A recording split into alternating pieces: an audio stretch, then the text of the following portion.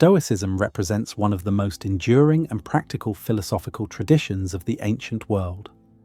Founded in Athens around 300 BCE by Zeno of Citium, Stoicism developed over several centuries into a comprehensive system addressing ethics, physics, and logic. The philosophy reached its greatest expression through three remarkable figures whose works continue to influence thought and practice today. Marcus Aurelius, the Roman emperor who ruled from 161 to 180 CE. Seneca, the statesman and advisor who lived from approximately 4 BCE to 65 CE. And Epictetus, the former slave-turned-teacher who flourished between roughly 50 and 135 CE. These three philosophers, separated by decades and representing vastly different social circumstances, nonetheless shared fundamental commitments to virtue, reason, and the cultivation of inner tranquility. Their writings provide complementary perspectives on what it means to live according to nature, accept what lies beyond human control, and pursue excellence of character. Marcus Aurelius composed his personal reflections while leading military campaigns on the frontier of the Roman Empire. Seneca wrote philosophical letters while navigating the dangerous world of imperial politics. Epictetus, having experienced the extremes of powerlessness and freedom, taught students about the nature of choice and moral responsibility. The historical context of these philosophers illuminates both their shared concerns and their distinctive approaches. The Roman Empire of the 1st and 2nd centuries, CE, offered unprecedented opportunities for philosophical reflection and teaching, yet it also presented unique challenges. Political instability, military conflicts, plague, and the vast complexity of governing a diverse empire created conditions in which Stoic principles of acceptance, duty, and rational decision-making proved especially relevant. Stoicism during this period had evolved from its earlier Greek origins into a philosophy particularly suited to Roman temperament and circumstances. Where earlier Stoics had focused heavily on logic and physics, the later Roman practitioners emphasized ethics and practical wisdom. This shift reflected both the Roman character and the pressing need for guidance in navigating complex moral and political challenges. The fundamental premise underlying all Stoic thought concerns the relationship between human beings and the natural world. Stoics maintained that the universe operates according to a rational principle they called logos, which governs all events and processes. Human beings, as rational creatures, possess the capacity to understand and align themselves with this universal reason. Such alignment constitutes living according to nature, which represents the highest human good. This cosmological framework generates specific ethical conclusions. If the universe operates rationally, and if human beings are rational by nature, then human flourishing consists in the proper exercise of reason. This exercise involves making correct judgments about what deserves pursuit, avoidance, or indifference. The Stoics argued that most people make systematic errors in judgment, mistaking external circumstances for genuine goods and evils, when these externals actually possess no inherent moral significance. Marcus Aurelius exemplifies the Stoic sage who must balance philosophical reflection with concrete responsibilities.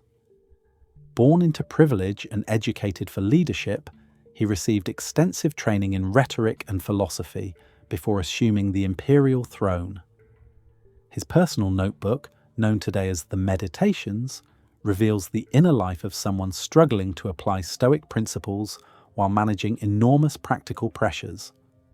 The Meditations, written in Greek rather than Latin, take the form of reminders and reflections rather than systematic exposition.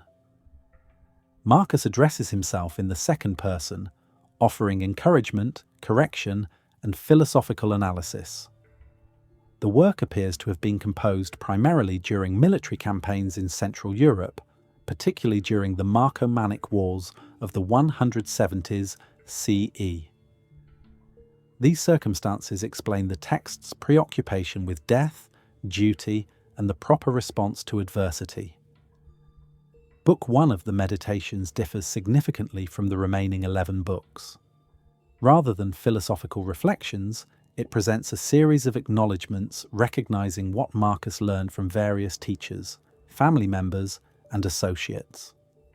This section provides insight into the intellectual formation of a Stoic practitioner and the social context within which philosophical education occurred.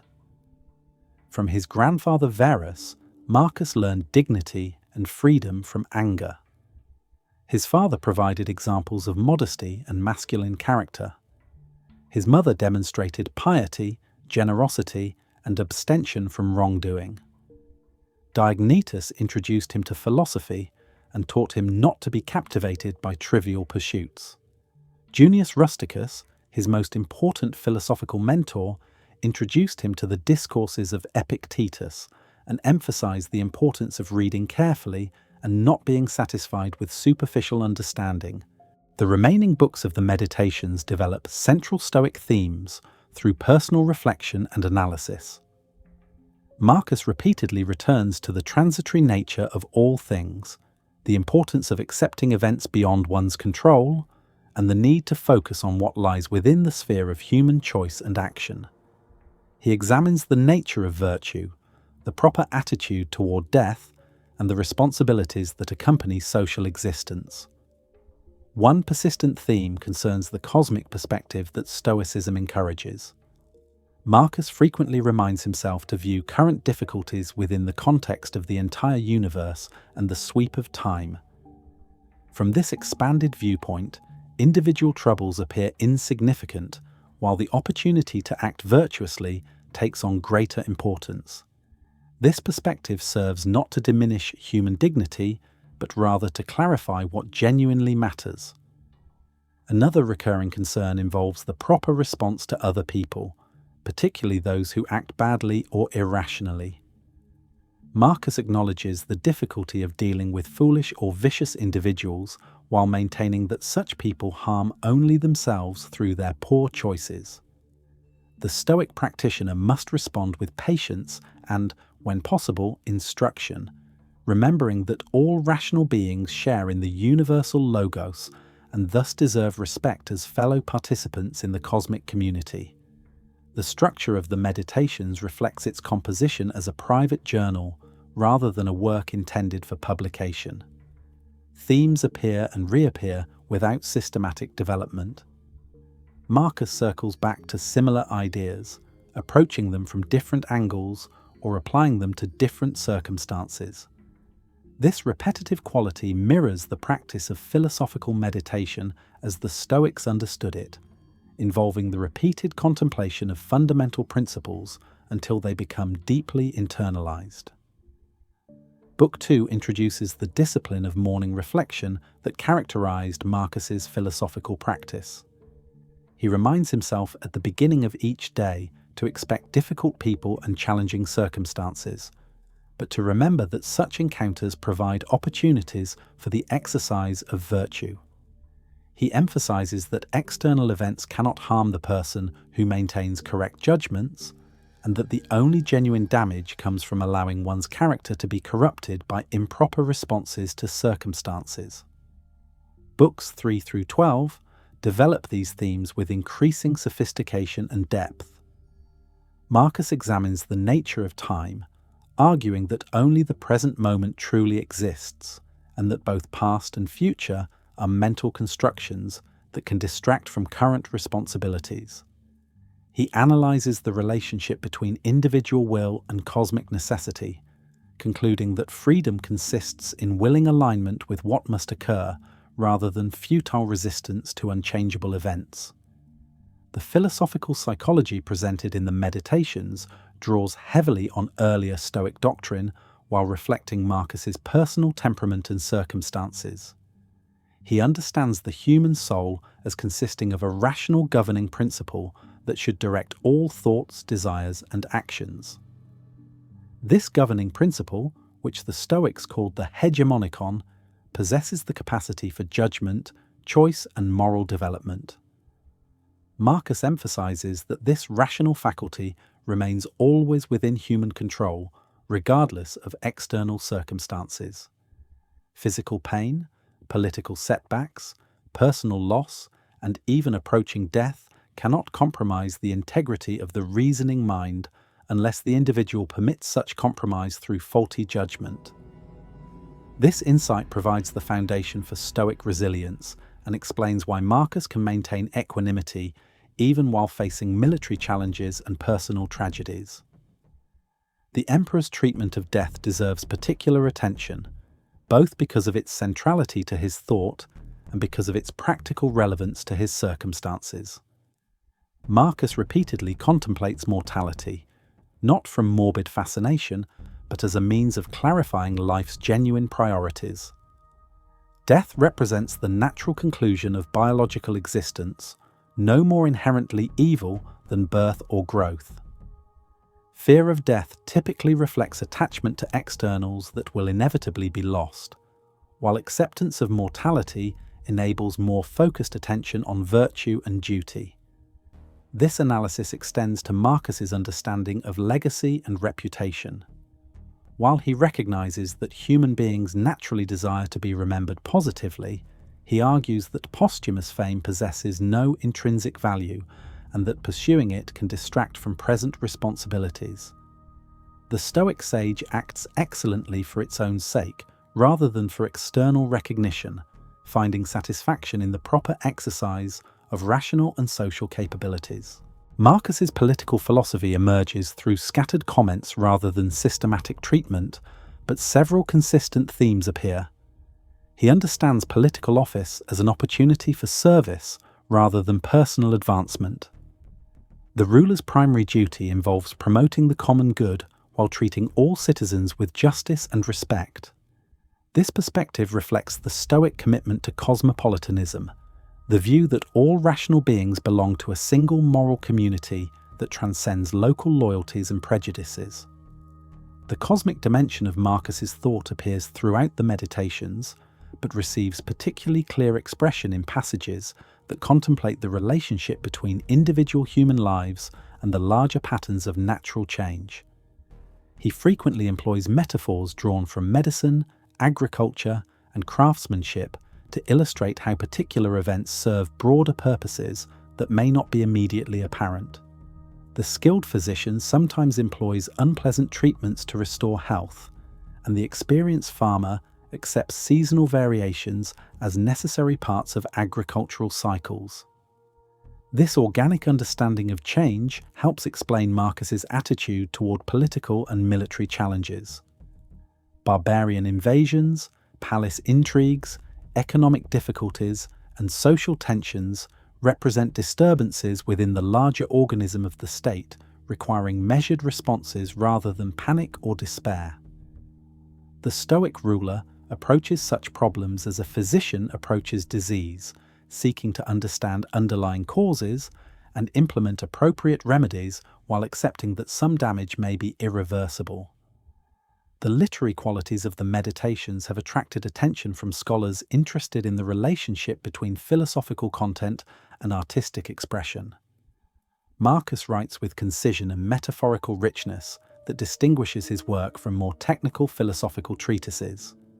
His imagery draws from military life, court ceremony, theatrical performance, and natural observation, creating a texture that reflects his varied experience and broad education. Book 12, which may represent the final entries in Marcus's journal, shows particular preoccupation with the approaching end of life and the need to maintain philosophical commitment even in extreme circumstances. He reminds himself that the universe itself is temporary and that all particular forms, including human civilization, must eventually dissolve and transform into new configurations. This recognition serves not to promote nihilism, but rather to encourage detachment from outcomes beyond personal control while intensifying commitment to present duties.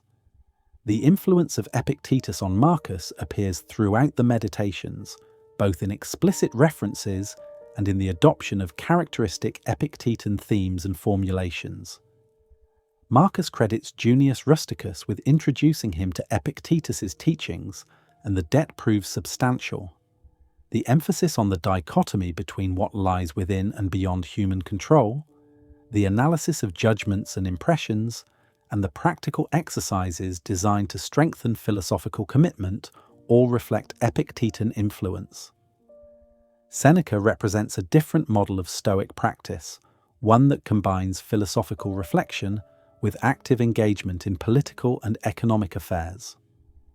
Born into a wealthy family in the Roman province of Hispania Baetica, Seneca received extensive education in rhetoric and philosophy before pursuing a career that eventually led to significant influence within the imperial administration. His life illustrates both the opportunities and the dangers that confronted intellectuals who chose to participate in Roman political life during the early empire.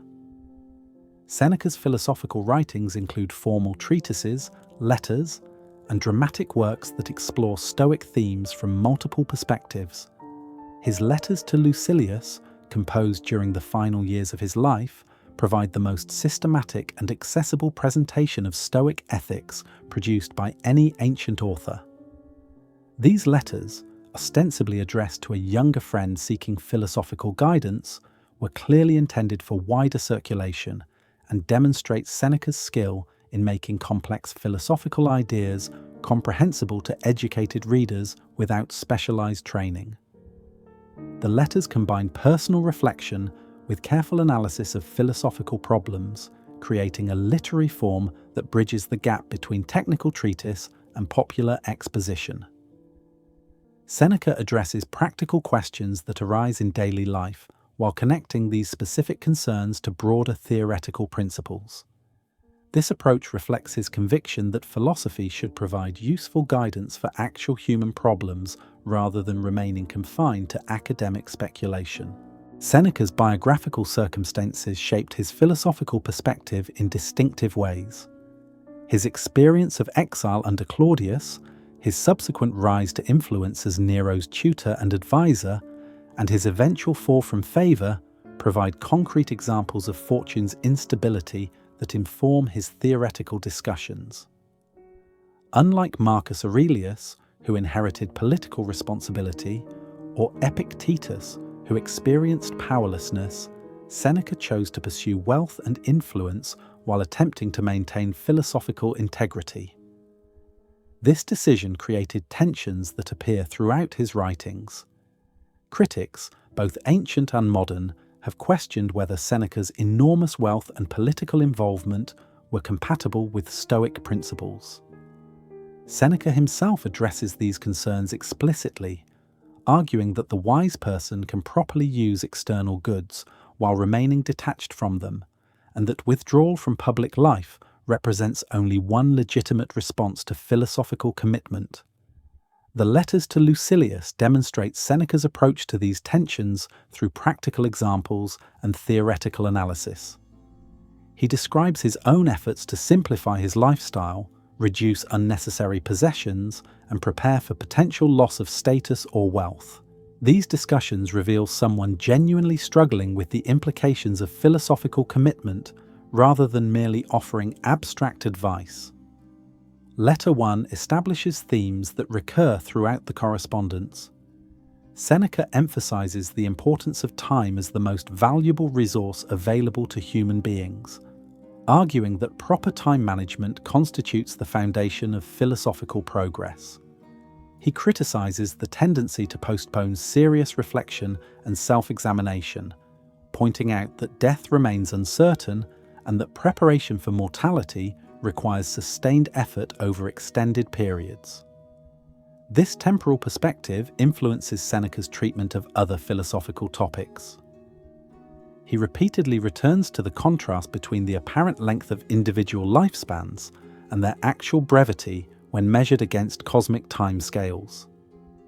This comparison serves not to diminish human significance, but rather to encourage focus on essential activities while avoiding distraction by trivial pursuits. Seneca's analysis of friendship deserves particular attention, both for its intrinsic interest and for its illustration of Stoic social philosophy.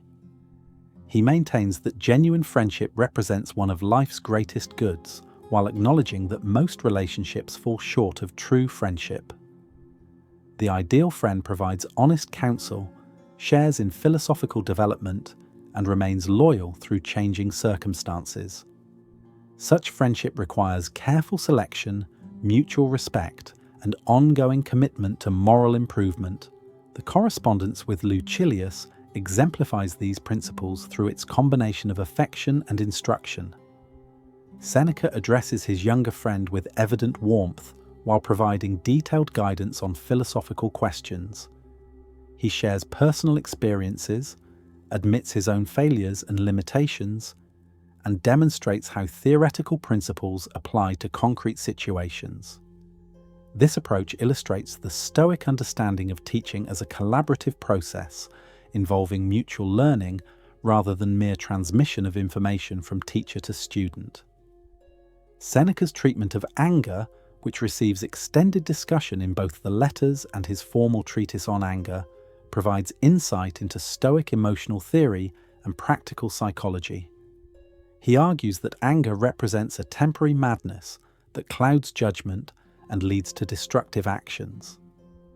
The angry person mistakes external events for genuine harms while failing to recognize that only moral corruption can truly damage the rational soul. This analysis connects to broader Stoic teachings about the nature of emotions and their relationship to human flourishing. Seneca maintains that emotions result from false judgments about the value of external circumstances.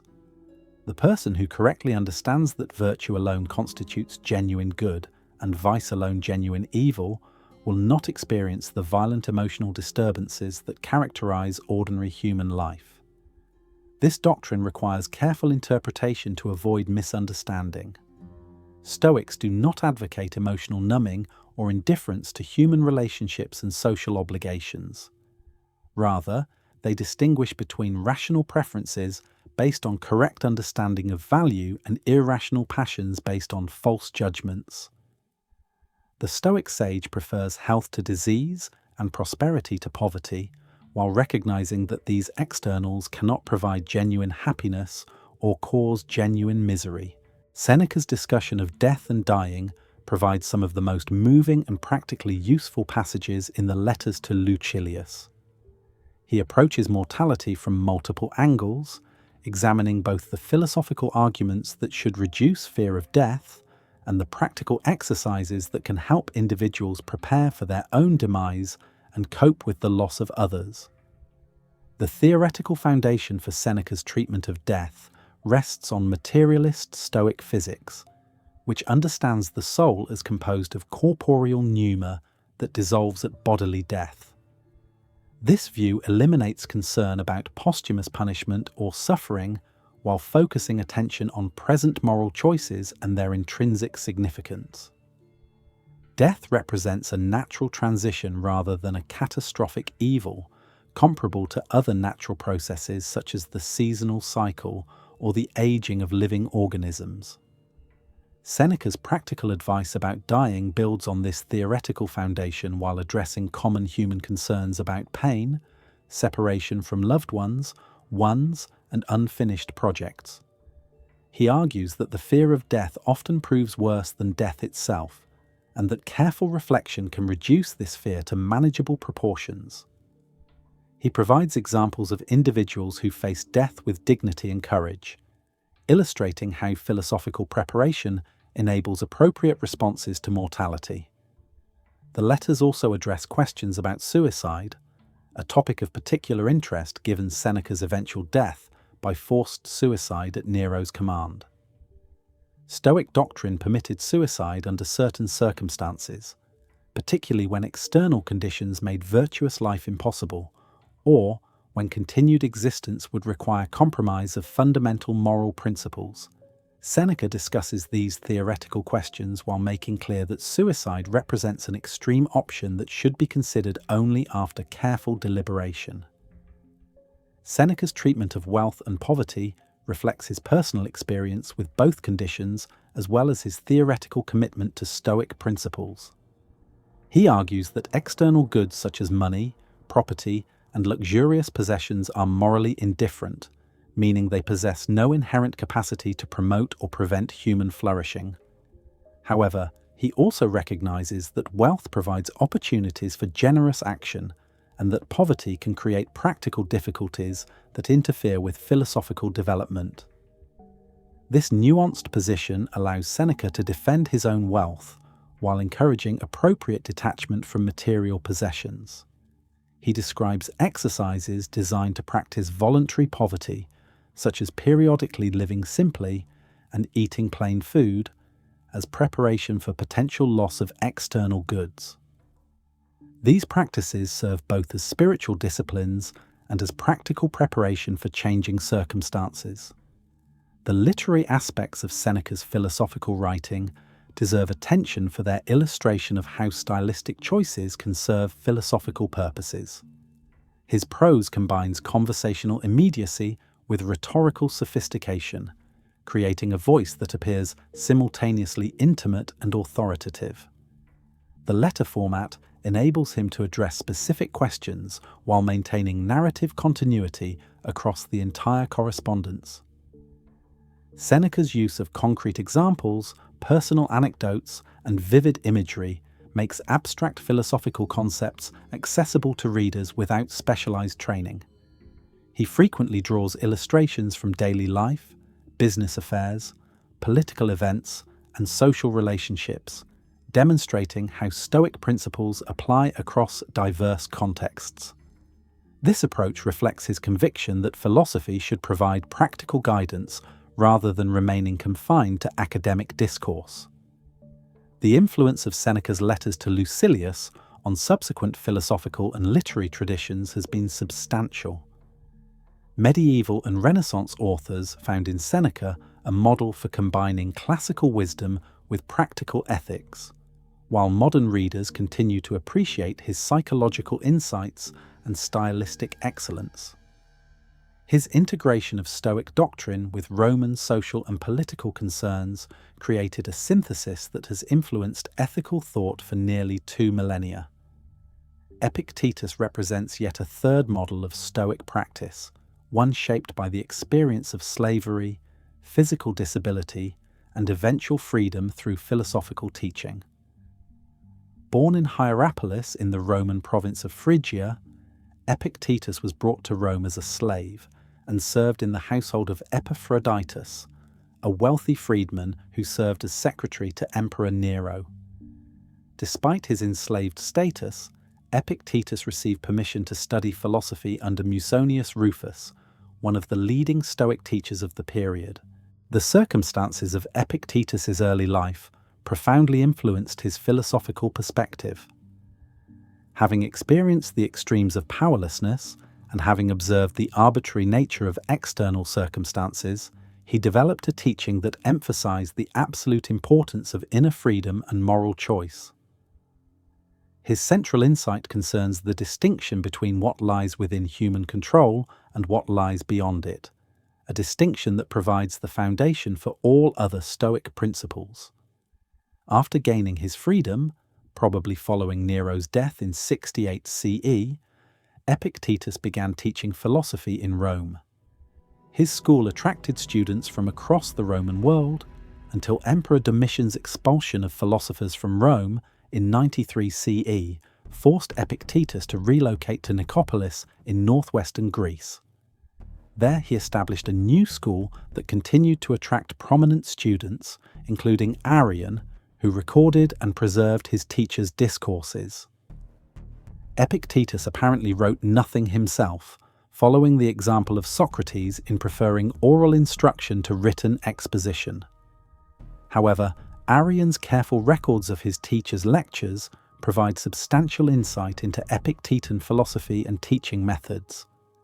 The discourses present extended discussions of philosophical problems, while the Enchiridion, or manual, offers concise guidance suitable for daily reference and reflection.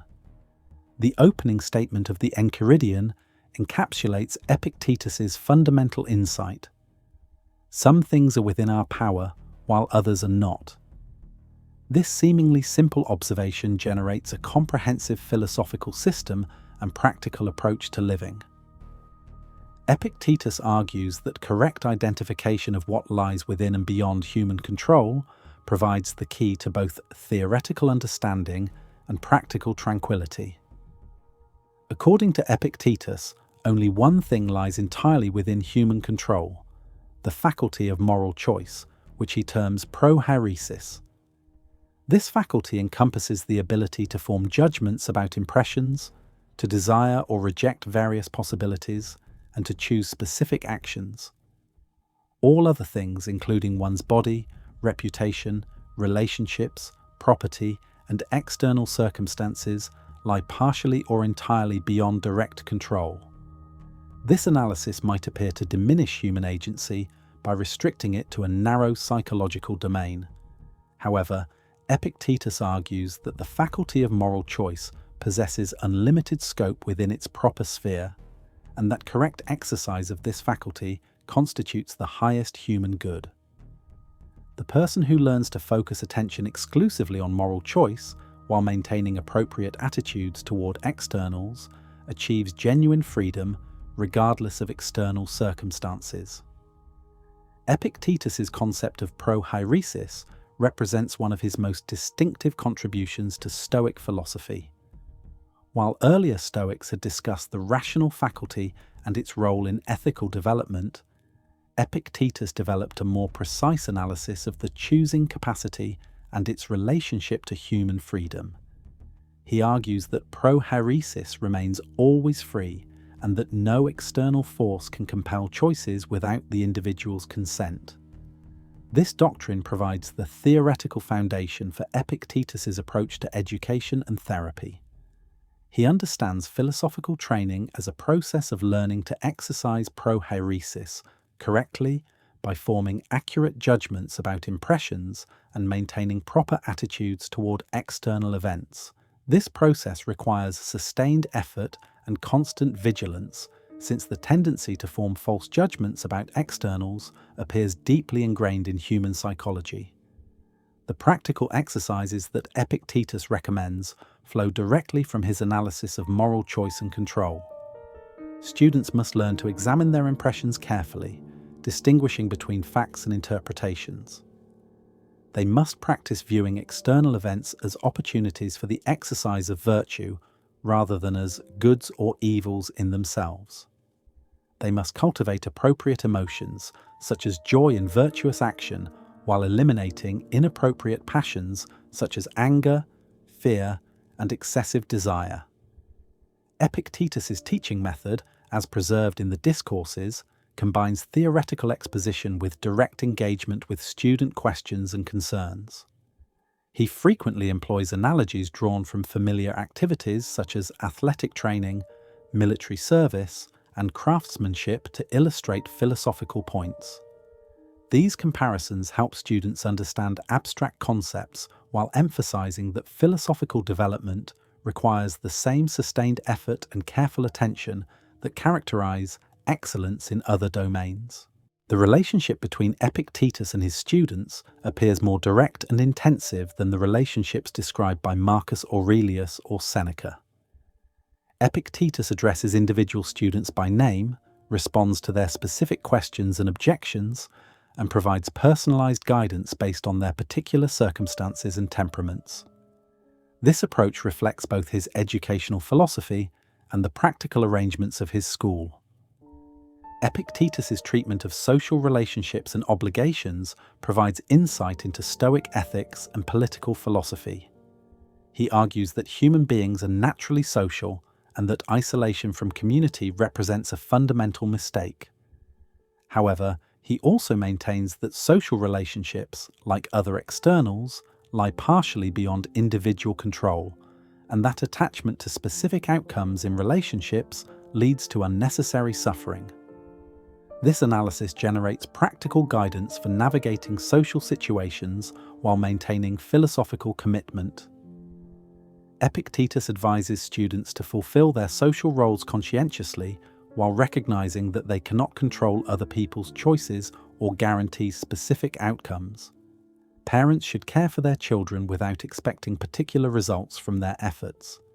Friends should offer support and assistance while accepting that relationships may change or end due to circumstances beyond their control.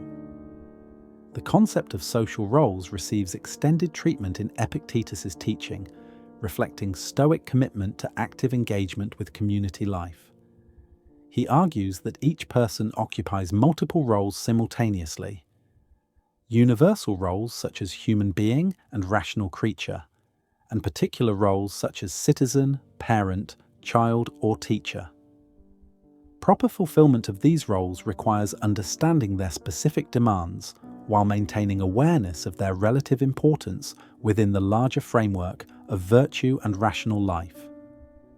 Epictetus's discussion of appropriate action provides practical guidance for ethical decision-making in complex social situations.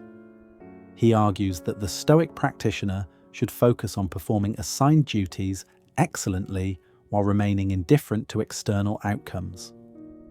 This approach enables principled action without the anxiety that results from attempting to control results beyond one's influence. The religious dimensions of Epictetus's philosophy deserve attention for their illustration of Stoic theology and spiritual practice. He frequently refers to God and the gods in ways that reflect traditional Stoic identification of divine providence with natural law and rational cosmic order. This theological perspective provides both comfort and practical guidance, since it implies that all events serve larger purposes even when their immediate significance remains unclear. Epictetus's prayers and religious exercises demonstrate how Stoic spirituality operates in practice. He advocates gratitude for existing circumstances, acceptance of whatever may occur, and trust in providential governance of the universe. These attitudes serve both as expressions of appropriate piety and as practical techniques for maintaining tranquility in difficult circumstances. The Enchiridion distills Epictetus's teaching into a practical manual suitable for daily reference. Its 53 short chapters address topics ranging from fundamental principles to specific advice about social situations, business affairs, and personal relationships. The work's concise format and practical focus have made it one of the most widely read and influential Stoic texts. The opening chapters of the Enchiridion establish the theoretical framework for all subsequent advice. Chapter 1 presents the fundamental distinction between what lies within and beyond human control. Chapter 2 explains how desires and aversions should be formed to avoid disappointment and disturbance. Chapter 3 discusses appropriate attitudes toward loss and separation. These foundational principles generate specific guidance for the situations discussed in later chapters. The middle sections of the Enchiridion address social situations that commonly create anxiety or moral confusion. Epictetus provides advice about attending social gatherings, conducting business, participating in political activities, and maintaining family relationships. His recommendations consistently emphasize the importance of maintaining inner freedom while fulfilling external obligations appropriately. The concluding chapters return to fundamental themes while offering encouragement for continued philosophical development.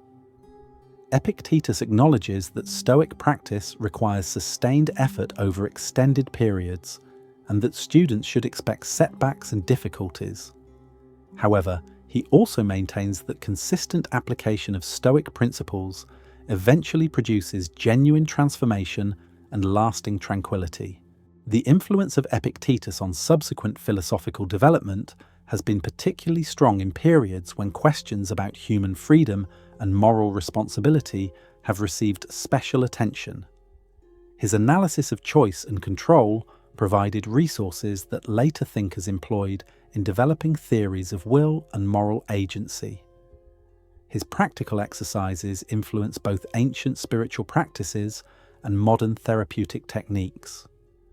The dichotomy of control, as formulated by Epictetus and developed by subsequent Stoic teachers, represents perhaps the most distinctive and practically useful contribution of Stoic philosophy. This principle provides a criterion for distinguishing between productive and unproductive concerns, while offering a framework for ethical decision-making in complex situations.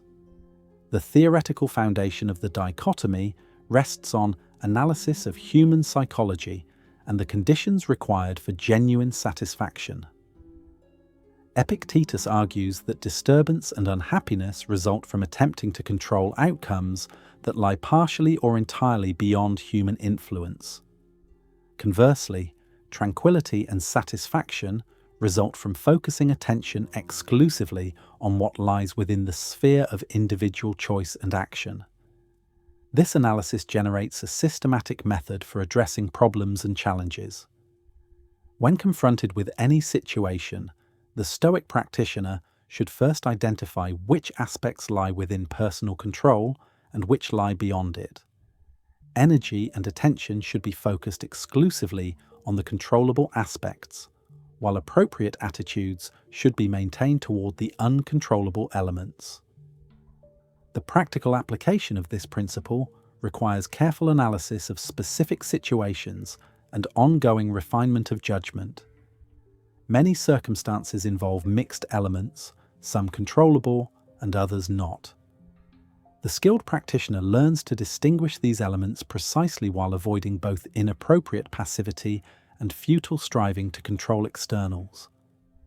Modern discussions of the dichotomy of control sometimes propose refinements to the traditional binary distinction. Some contemporary authors suggest a trichotomy that includes a middle category of things over which individuals exercise partial influence or control. This modification addresses practical questions about how much effort should be devoted to outcomes that remain uncertain despite individual action.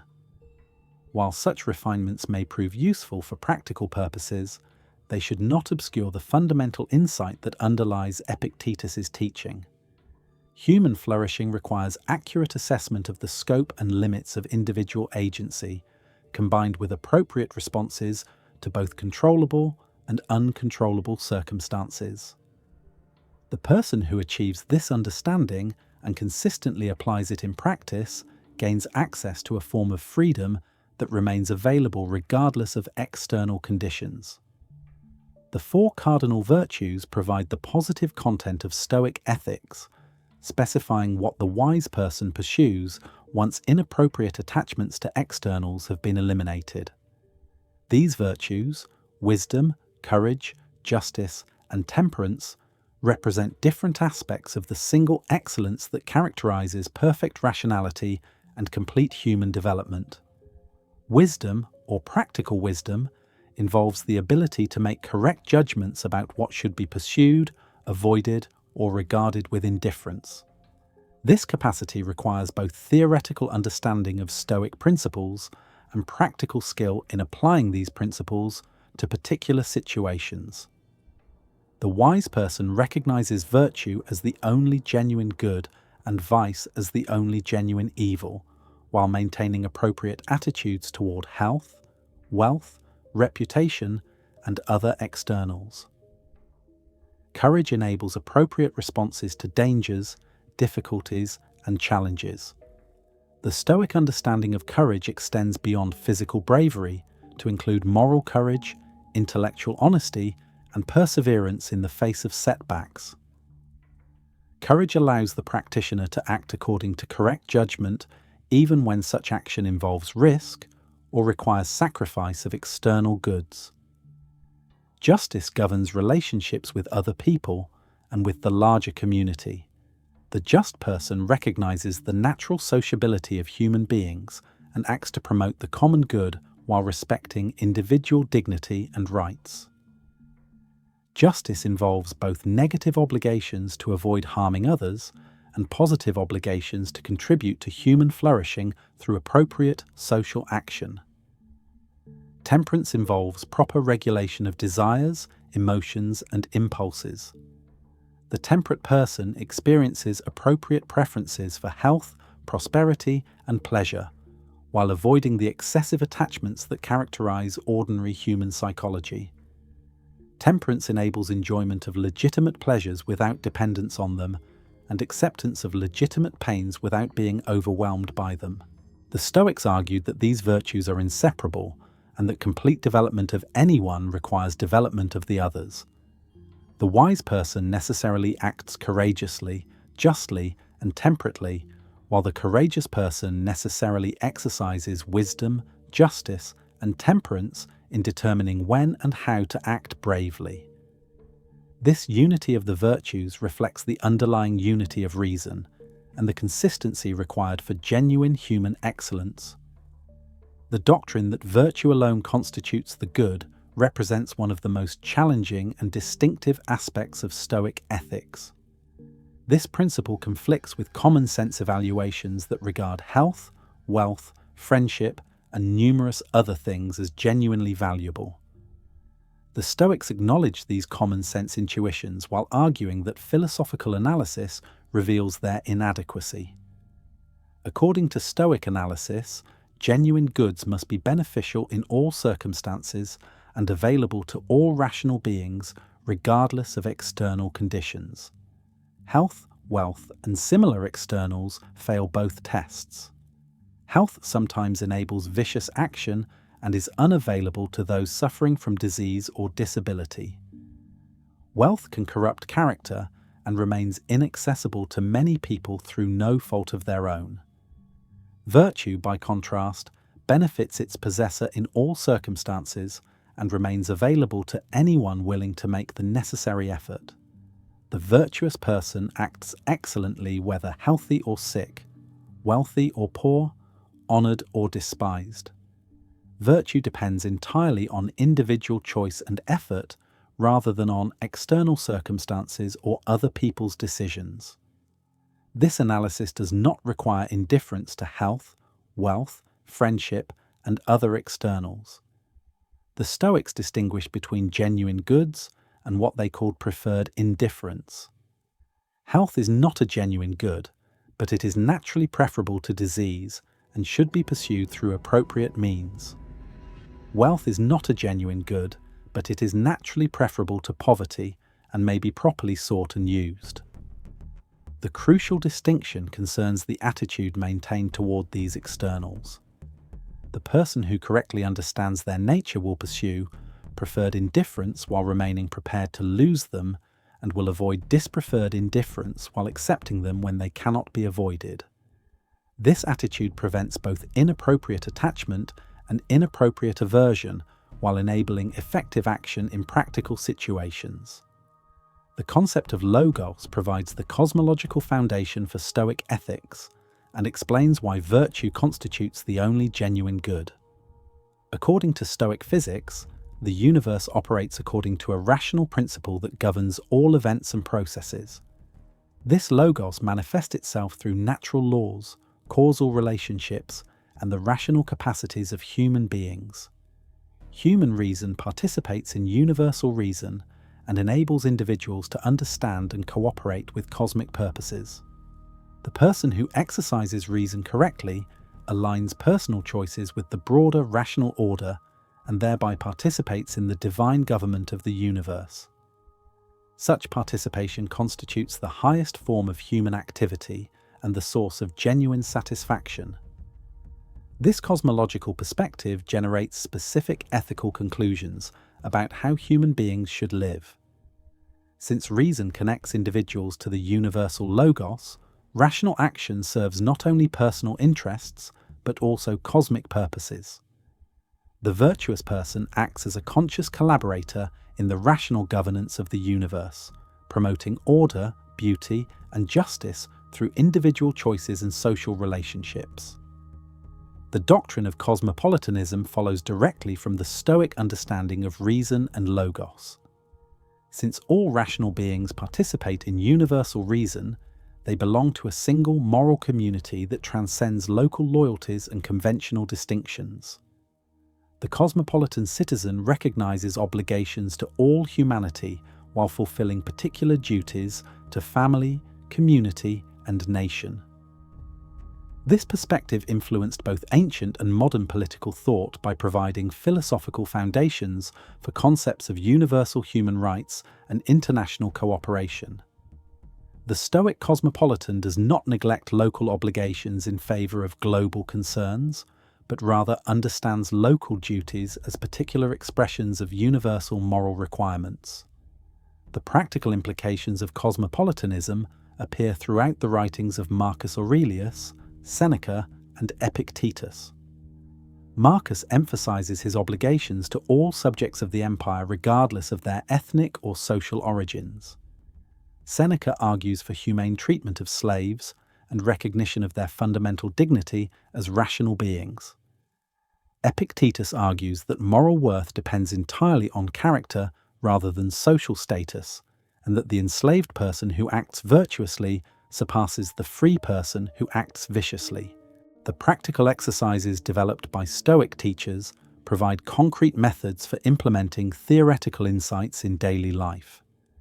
These exercises serve multiple purposes.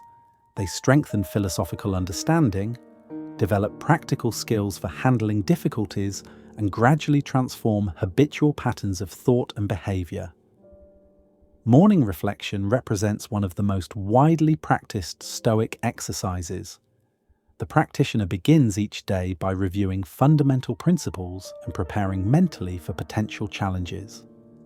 This preparation involves reminding oneself of the dichotomy of control, contemplating the transitory nature of external circumstances, and setting intentions to act virtuously regardless of what the day may bring. Evening review complements morning reflection by providing structured self-examination at the day's end. The practitioner reviews actions, decisions, and responses to circumstances, identifying areas where Stoic principles were successfully applied and areas requiring improvement. This process promotes continuous learning and gradual character development over extended periods. Negative visualization, or premeditatio malorum, involves brief contemplation of potential losses or setbacks as preparation for actual adversity. The practitioner imagines losing health, wealth, relationships, or other valued externals, then returns attention to present circumstances with renewed appreciation and emotional equilibrium. This exercise reduces attachment to externals while building resilience for future challenges. The discipline of desire focuses on forming appropriate preferences and aversions based on correct understanding of value. Rather than desiring external goods intensely or fearing external evils excessively, the practitioner learns to maintain measured preferences while accepting whatever outcomes may occur. This discipline requires ongoing attention to emotional responses and gradual refinement of judgment. The discipline of action addresses proper engagement with social and practical responsibilities. The practitioner fulfills assigned duties excellently while maintaining awareness that outcomes depend partially on factors beyond personal control. This approach enables committed action without the anxiety that results from excessive attachment to results. The discipline of assent involves careful examination of impressions and judgments to ensure their accuracy and appropriateness. When confronted with any situation, the practitioner distinguishes between objective facts and subjective interpretations, accepting only those judgments that correspond to reality while rejecting false or exaggerated assessments. These exercises work together to create a comprehensive program of philosophical development that addresses both theoretical understanding and practical application.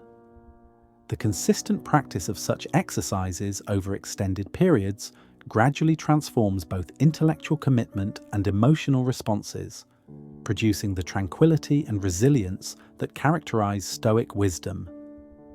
The Meditations provides numerous examples of how Marcus Aurelius applied these exercises in his own life. His personal reflections reveal someone constantly working to implement Stoic principles while managing enormous practical responsibilities. The emperor regularly reminds himself of fundamental doctrines, examines his motivations and actions, and prepares mentally for various challenges and outcomes. Book 4 of the Meditations demonstrates Marcus's use of cosmic perspective as a practical exercise. he repeatedly reminds himself to view current difficulties within the context of universal history and the vast scale of space and time.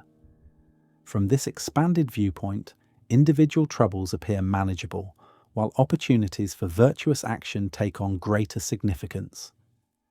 The emperor's treatment of difficult people illustrates practical application of Stoic social philosophy.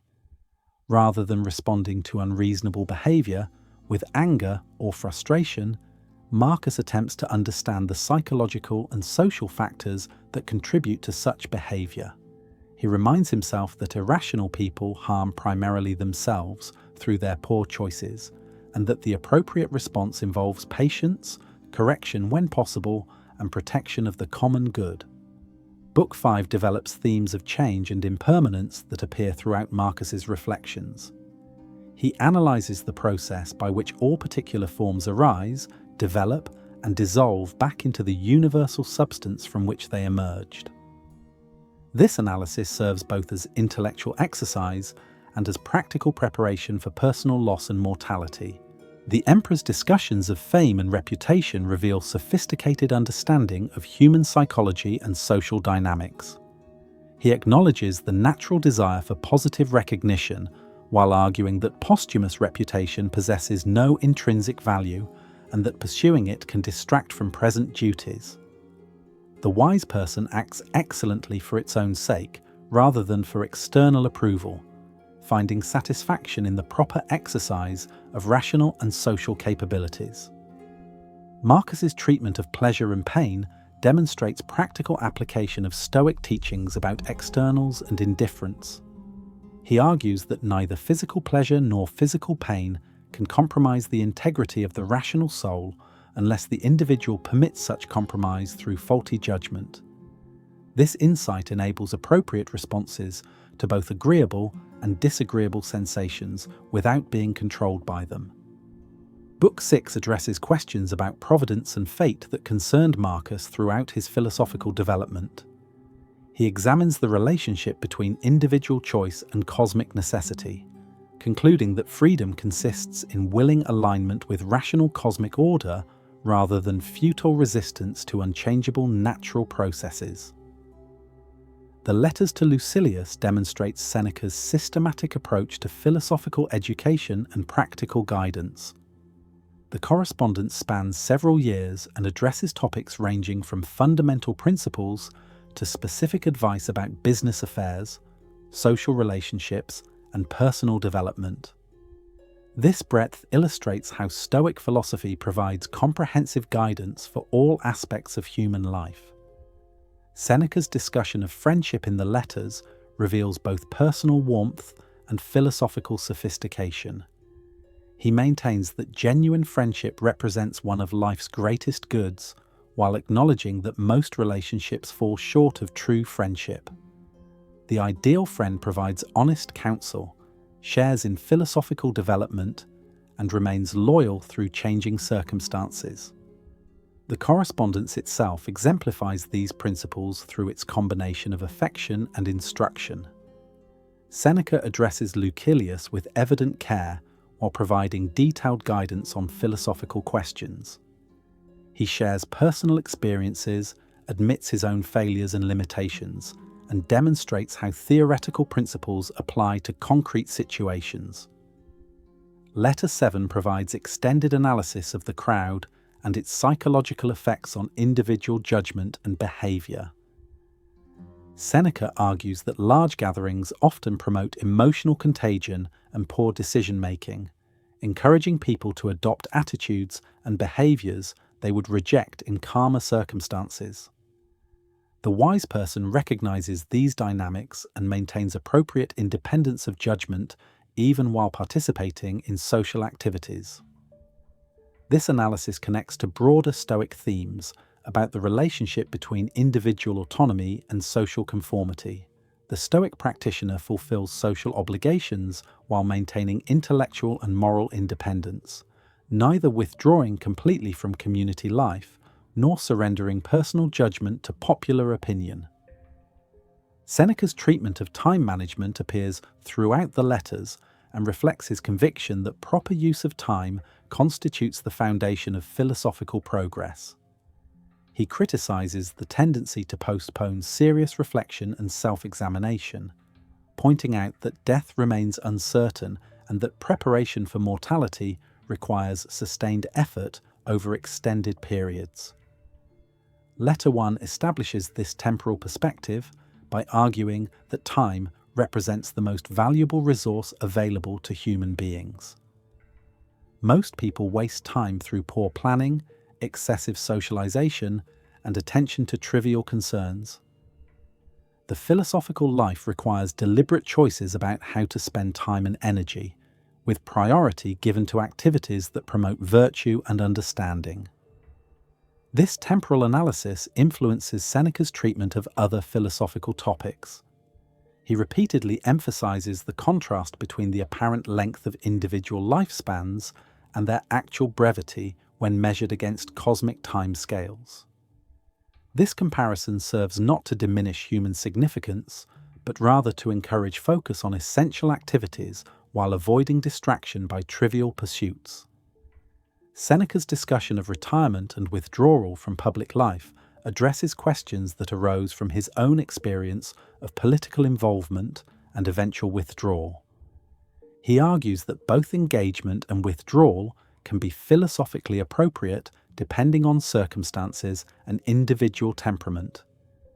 The crucial factor involves maintaining virtue and promoting the common good rather than following any particular pattern of activity. Letter 18 provides detailed analysis of festival celebrations and their proper role in philosophical life.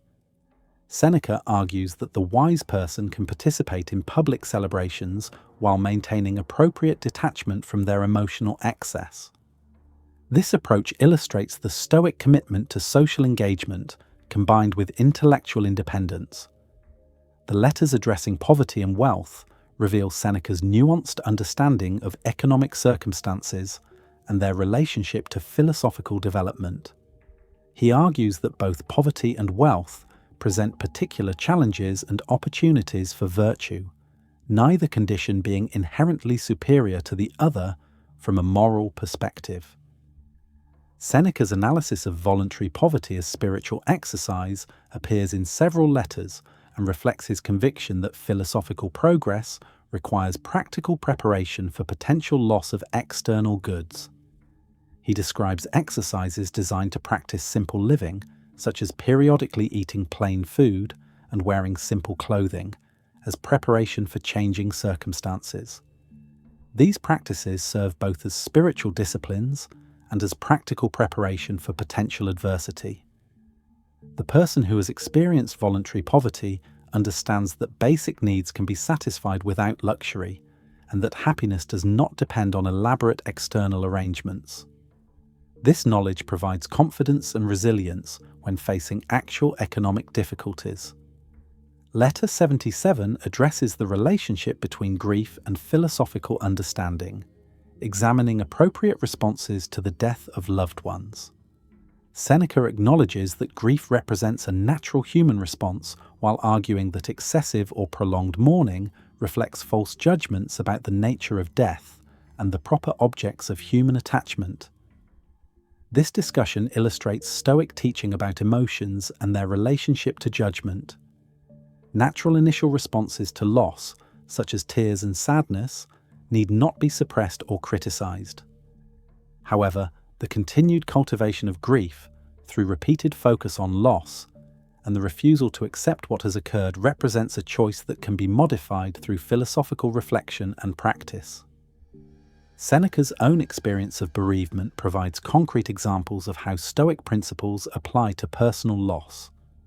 He describes his responses to various deaths among friends and family members, acknowledging his emotional reactions while explaining how philosophical understanding helped him process grief constructively. The Enchiridion distills Epictetus's teaching into practical maxims suitable for daily reference and application.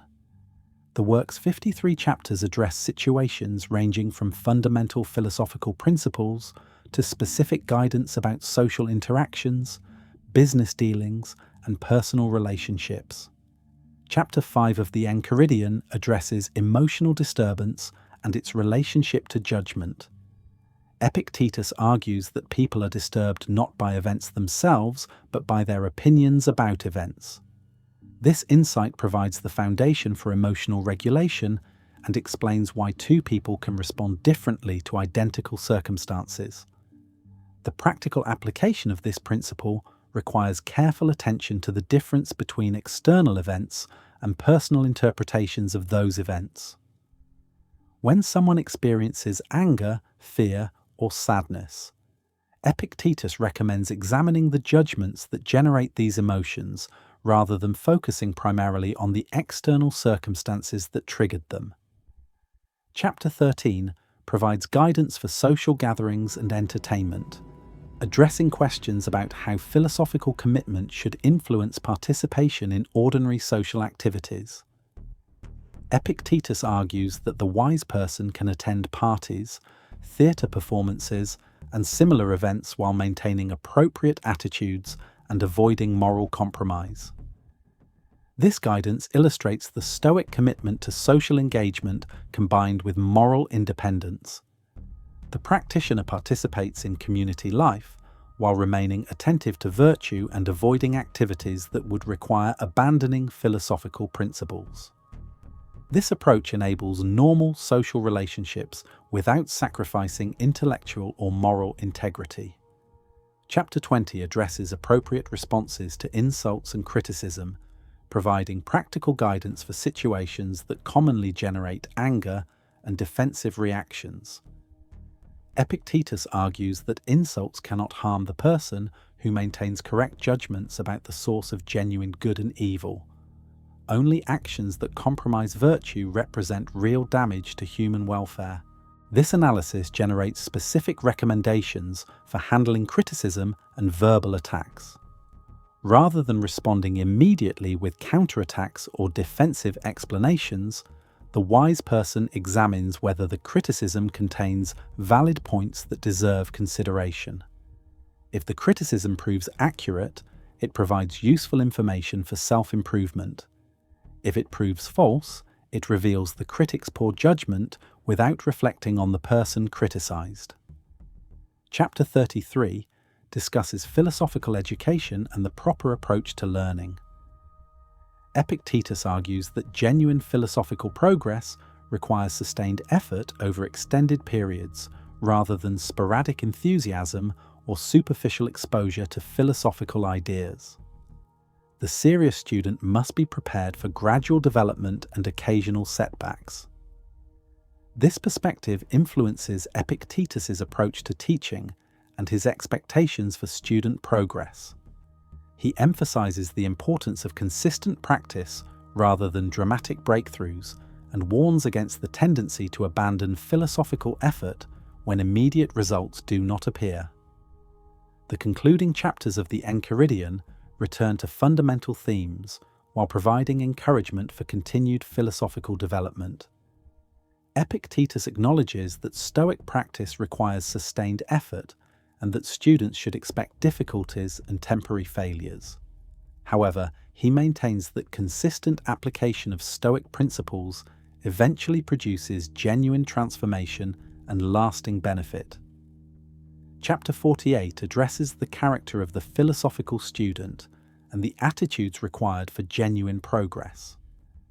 Epictetus argues that the serious student must be willing to appear foolish to others while learning new ideas and practices. This willingness reflects proper prioritization of internal development over external reputation. The comparison of philosophical education to athletic training appears frequently in Epictetus's teaching and provides useful analogies for understanding the process of character development. Like physical fitness, virtue requires regular exercise and gradual improvement over extended periods.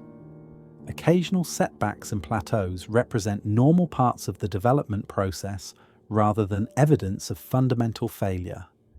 Epictetus's discussion of roles and duties provides practical guidance for ethical decision-making in complex social situations. He argues that each person occupies multiple roles simultaneously, and that conflicts between roles require careful analysis to determine appropriate priorities. The universal roles of human being and rational creature take precedence over particular roles such as citizen, parent, or professional. This analysis generates specific guidance for situations involving competing obligations. When professional duties conflict with family responsibilities, or when loyalty to friends conflicts with civic obligations, the Stoic practitioner examines which choice better serves virtue and the common good, while fulfilling as many legitimate obligations as possible. The religious dimensions of Epictetus's philosophy appear throughout his teaching and reflect Stoic identification of divine providence with rational cosmic order. He frequently employs prayers and religious language that express gratitude for existing circumstances, acceptance of future developments, and trust in the wisdom of universal governance. These religious elements serve both as expressions of appropriate piety and as practical techniques for maintaining tranquility during difficult periods. The person who understands all events as expressions of divine wisdom can accept even painful or disappointing circumstances without the rebellion that generates unnecessary suffering. Epictetus's treatment of death and dying provides practical guidance for one of the most challenging aspects of human existence. He argues that fear of death typically reflects attachment to externals that must inevitably be lost, and that proper understanding of human nature and cosmic order eliminates such fear. This theoretical foundation generates practical exercises designed to reduce anxiety about mortality and prepare for death when it occurs. Epictetus recommends regular contemplation of death as a natural process, gratitude for time already experienced, and focus on present opportunities for virtuous action rather than regret about limited lifespan. The discourses provide more extended treatment of philosophical topics than the concise maxims of the Enchiridion allow. These longer discussions reveal Epictetus's teaching methods and his skill in addressing student questions and concerns. The format preserves the interactive quality of philosophical education while making sophisticated ideas accessible to readers without specialized training. Book 1 of the discourses addresses fundamental questions about human nature and the proper goals of life. Epictetus argues that human beings are distinguished from other animals by their capacity for rational choice, and that this capacity should be developed and exercised according to its proper function. The person who neglects rational development fails to achieve distinctively human excellence. This anthropological analysis provides the foundation for all subsequent ethical teaching. If rational choice represents the distinctively human capacity, then excellence in rational choice constitutes human virtue and the proper goal of life. This conclusion generates specific guidance about how attention and effort should be directed in practical circumstances. Book 2 develops themes of philosophical education and the relationship between theory and practice. Epictetus argues that genuine philosophical understanding requires integration of intellectual knowledge with emotional transformation and behavioral change. Merely learning philosophical doctrines without implementing them in daily life represents a form of self-deception that provides no genuine benefit. This perspective influences Epictetus's approach to teaching and his criticism of students who treat philosophy as intellectual entertainment rather than practical guidance. He emphasizes the importance of exercises and practices that develop character rather than mere accumulation of information about philosophical positions. Book 3 addresses questions about social relationships and the proper balance between individual development and community obligations. Epictetus argues that human beings are naturally social and that isolation from community represents a fundamental mistake. However, he also maintains that social relationships require appropriate boundaries and that excessive concern about others' opinions can interfere with virtue. This analysis generates practical guidance for navigating social situations while maintaining philosophical commitment. The wise person participates in community life while avoiding compromise of fundamental principles and maintaining focus on personal character development rather than external approval or success. Book 4 examines questions about freedom and slavery that held particular significance for Epictetus given his personal experience. He argues that genuine freedom depends entirely on internal factors and that external circumstances cannot compromise the liberty of the person who maintains correct judgments and appropriate attitudes. This analysis extends beyond literal slavery to include all forms of dependence on external circumstances for satisfaction or security. The person who requires particular outcomes in health, wealth, relationships, or reputation for happiness remains enslaved to fortune, while the person who finds satisfaction in virtue alone achieves genuine independence. The influence of these three philosophers on subsequent intellectual and cultural development has been enormous. Their synthesis of earlier Stoic doctrine with Roman practical concerns created a philosophical tradition that has influenced ethics, politics, psychology, and spiritual practice for nearly 2 millennia. Medieval authors found in Seneca particularly a model for combining classical wisdom with moral seriousness. His letters provided examples of how philosophical reflection could address practical concerns, while his analysis of virtue and vice offered frameworks for ethical evaluation that proved compatible with Christian teaching. Renaissance humanists rediscovered Marcus Aurelius and found in the Meditations evidence that political power could be combined with philosophical wisdom. The image of the philosopher king exercising authority with justice and restraint provided an inspiring contrast to the corruption and tyranny that characterized much of contemporary political life. Modern readers have been particularly drawn to Epictetus's analysis of freedom and choice, finding in his teaching resources for understanding human agency and moral responsibility.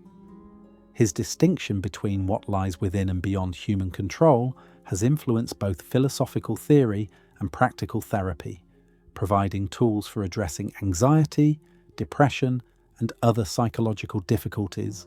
Contemporary applications of Stoic principles appear in diverse fields, including cognitive behavioral therapy, organizational leadership, sports psychology, and environmental ethics.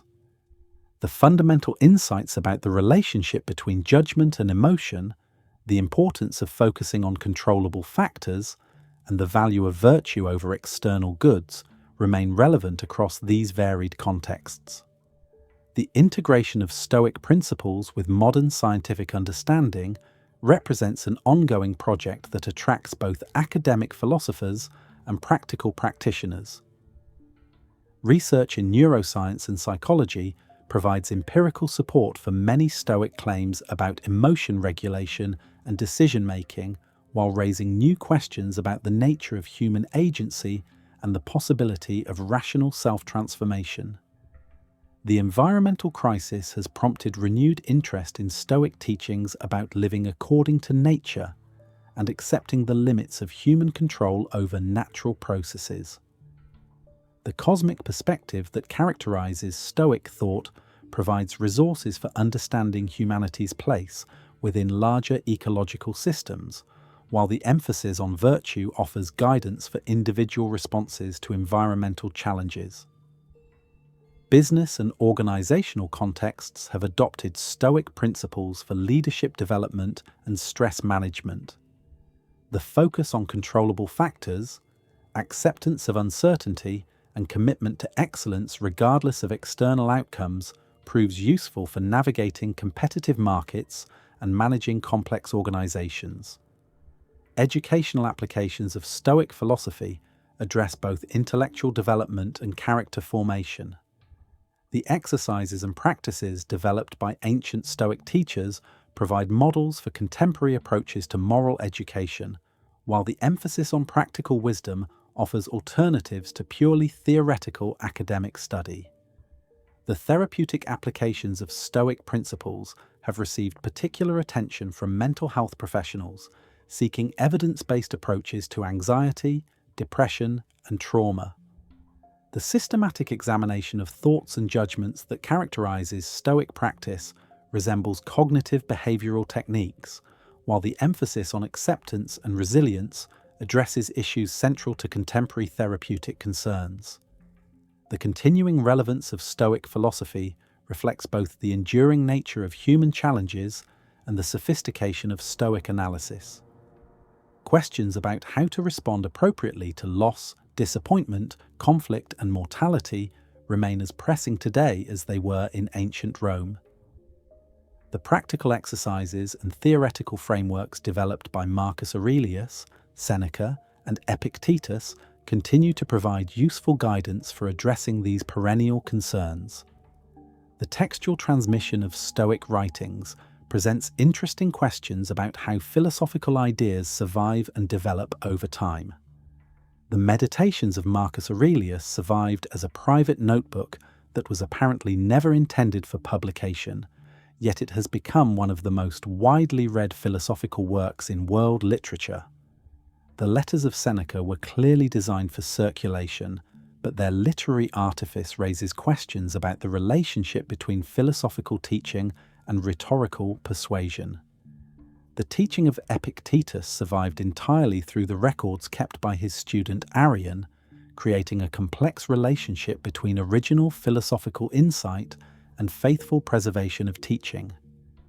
The differences between the extended discourses and the concise Enchiridion illustrate how the same philosophical content can be presented in different formats for different audiences and purposes.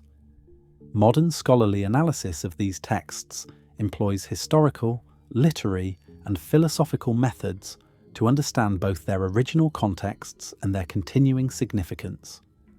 Archaeological evidence, comparative philosophy, and linguistic analysis contribute to more precise understanding of what these authors actually taught, while contemporary application continues to demonstrate the practical value of their insights. The relationship between Stoic philosophy and other ancient traditions has attracted scholarly attention as part of broader efforts to understand the intellectual culture of the Roman Empire.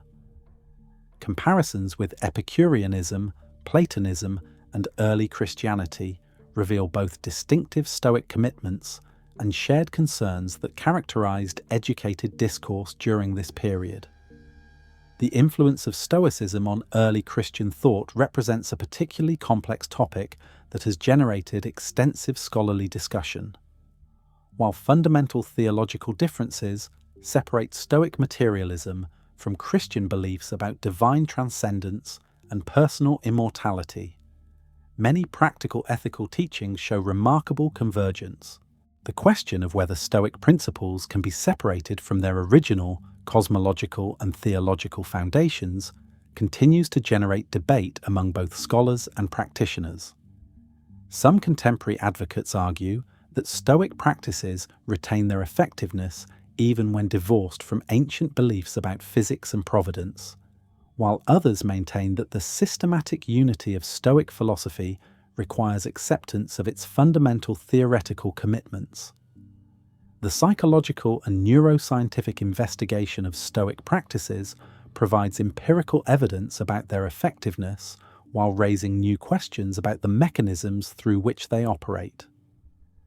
Research on meditation, emotional regulation, and cognitive reframing suggests that many Stoic exercises produce measurable benefits for mental health and well-being. The cultural adaptation of Stoic principles to contemporary contexts requires careful attention to both historical accuracy and practical relevance. While the fundamental insights about virtue, choice, and acceptance remain valid, their application must account for social, technological, and economic conditions that differ dramatically from those of ancient Rome. The global spread of interest in Stoic philosophy reflects both the effectiveness of digital communication in disseminating ideas and the universal nature of the challenges that Stoic principles address. Online communities, podcasts, and social media platforms have created new opportunities for philosophical education and mutual support among practitioners. The democratization of philosophical education through these new media represents both an opportunity and a challenge for maintaining the depth and rigor that characterize serious philosophical study. While broader access to philosophical resources benefits many people, the complexity of Stoic thought requires sustained attention and careful guidance for proper understanding and application.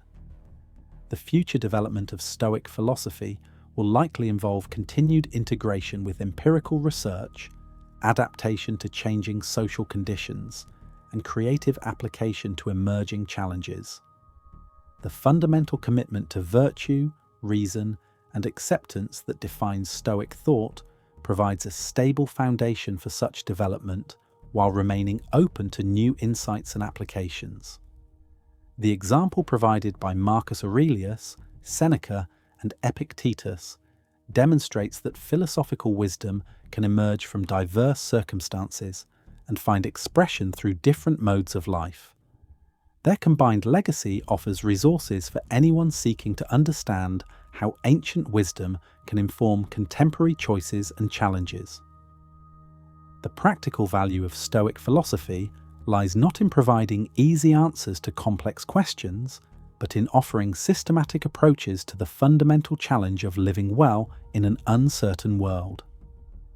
The principles of focusing on what lies within our control, pursuing virtue as the highest good, and accepting what cannot be changed provide guidance that remains as relevant today as it was 2,000 years ago. The intellectual sophistication of Stoic analysis enables engagement with complex ethical and psychological questions, while the practical orientation ensures that philosophical reflection serves human flourishing rather than merely academic interest. This combination of theoretical depth and practical relevance explains the enduring appeal of Stoic thought across diverse cultures and historical periods. The personal testimonies preserved in the meditations, letters, and discourses reveal that even the wisest individuals struggle with the challenges of implementing philosophical principles in daily life. This honest acknowledgement of difficulty provides encouragement for contemporary practitioners, while demonstrating that philosophical progress represents an ongoing process rather than a final achievement. The systematic nature of Stoic philosophy enables practitioners to address particular problems within a comprehensive framework that connects individual choices to larger questions about human nature, social responsibility, and cosmic order. This systematic quality distinguishes Stoicism from more fragmentary approaches to self-improvement, while providing intellectual coherence that supports sustained practice. The social dimensions of Stoic thought address concerns about how individual philosophical development relates to community obligations and social justice. The emphasis on cosmopolitanism and the common good ensures that Stoic practice serves broader human flourishing rather than merely personal satisfaction or withdrawal from social engagement. The continuing relevance of questions addressed by Marcus Aurelius, Seneca, and Epictetus confirms that certain challenges represent permanent features of human existence rather than temporary historical problems. The wisdom developed by these philosophers through careful attention to such challenges continues to provide valuable guidance for anyone willing to engage seriously with the fundamental questions of how to live well. The historical development of Stoicism before these three towering figures provides essential context for understanding their contributions. Zeno of Citium established the school in Athens around 300 BCE after studying with Crates the Cynic and being influenced by Heraclitean physics. The early Stoa, as the school was known from its location in the painted colonnade, developed systematic positions in logic, physics, and ethics that provided the foundation for later Roman developments. Cleanthes succeeded Zeno as head of the school and contributed particularly to Stoic theology and cosmology. His hymn to Zeus preserves one of the earliest expressions of Stoic religious thought, identifying divine providence with natural law and rational cosmic governance. Cleanthes emphasized the importance of tension and pneuma in maintaining the coherence of physical bodies and the unity of the cosmos as a whole. Chrysippus, the third head of the school, developed Stoic logic and ethics with unprecedented sophistication. His prolific writings, numbering over 700 works according to ancient sources, systematized Stoic doctrine and defended it against academic and peripatetic criticism. Chrysippus articulated the theory of cataleptic impressions that provided the foundation for Stoic epistemology and developed the analysis of moral responsibility that addressed concerns about fatalism and determinism. The Middle Stoic period witnessed significant modifications to early doctrine as the school responded to criticism and adapted to changing intellectual circumstances. Panaetius and Posidonius introduced elements drawn from Platonic and Aristotelian sources while maintaining commitment to fundamental Stoic principles. These modifications prepared the way for the Roman adaptation that reached its height in the works of Seneca, Epictetus, and Marcus Aurelius. The Roman transformation of Stoicism involved both philosophical development and cultural adaptation. Roman practitioners emphasized practical ethics while showing less interest in technical questions of logic and physics. This shift reflected both Roman intellectual preferences and the practical demands of political and social life in the expanding empire. The result was a philosophy particularly suited to the needs of administrators, soldiers, and others engaged in active public service. The psychological foundations of Stoic practice deserve more detailed examination, particularly in light of contemporary research in cognitive science and neuroscience. The Stoic analysis of emotions as judgments rather than mere physiological responses anticipates modern cognitive theories of emotion, while their practical exercises resemble techniques employed in contemporary therapeutic interventions. The Stoic understanding of prosos, or attention to the present moment, parallels mindfulness practices that have gained widespread acceptance in clinical psychology. Both traditions emphasize the importance of observing thoughts and impressions without immediate judgment, while cultivating awareness of mental processes that typically operate below the threshold of consciousness. Research in neuroplasticity provides empirical support for the Stoic conviction that sustained practice can produce lasting changes in patterns of thought and emotional response. Studies of meditation and cognitive behavioral interventions demonstrate that regular practice literally reshapes neural pathways, supporting the ancient claim that philosophy can transform character through disciplined effort over extended periods. The Stoic analysis of cognitive distortions anticipates many insights of contemporary rational emotive and cognitive behavioral therapy. Aaron Beck's identification of systematic errors in depressive thinking closely parallels Stoic descriptions of the false judgments that generate destructive emotions. Both traditions emphasize the importance of identifying and correcting these cognitive errors through systematic reflection and practice. The concept of emotional granularity, developed by contemporary emotion researchers, illuminates the Stoic practice of careful attention to the precise nature of emotional responses. Rather than experiencing undifferentiated negative affect, the trained practitioner learns to identify specific emotional states and trace them to their underlying judgments and evaluations. Stoic approaches to grief and bereavement offer particularly valuable resources for understanding how philosophical practice can address one of life's most challenging experiences. The three philosophers addressed loss and mourning with both theoretical sophistication and practical sensitivity, recognizing the natural character of grief while providing guidance for processing loss constructively. Marcus Aurelius confronted the deaths of numerous children and close associates during his reign, experiences that inform his reflections on mortality and attachment. His analysis emphasizes the temporary nature of all particular forms while finding meaning in the continuous process of cosmic transformation. Individual deaths participate in the larger pattern of natural change that enables new life and possibilities. The emperor's treatment of his own approaching death reveals how Stoic principles can provide comfort and perspective during the final stages of life.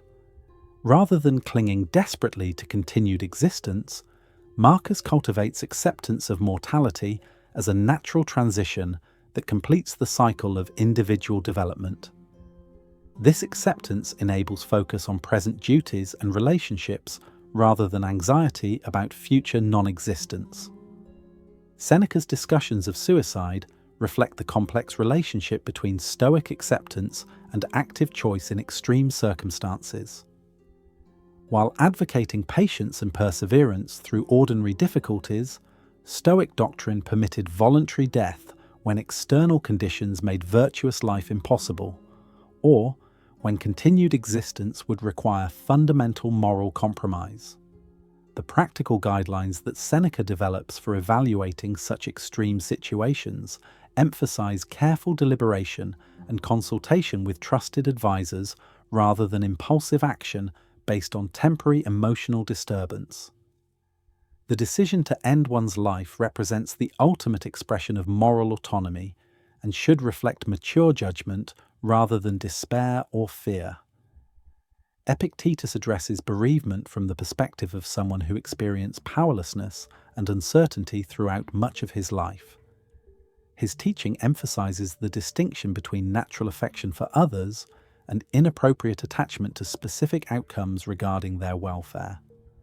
The wise person loves deeply while recognizing that relationships, like all externals, remain subject to change and loss.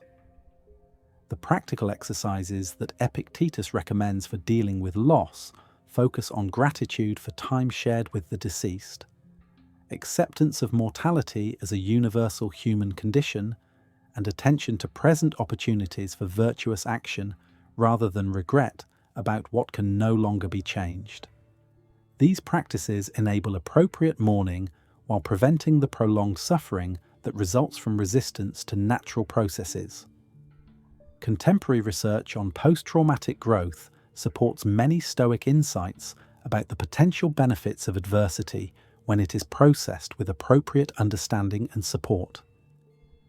Studies show that individuals who develop meaning-making frameworks for understanding suffering often experience increased resilience, deeper relationships, and enhanced appreciation for life's positive aspects. The Stoic emphasis on cognitive reappraisal aligns with findings about effective coping strategies following traumatic events.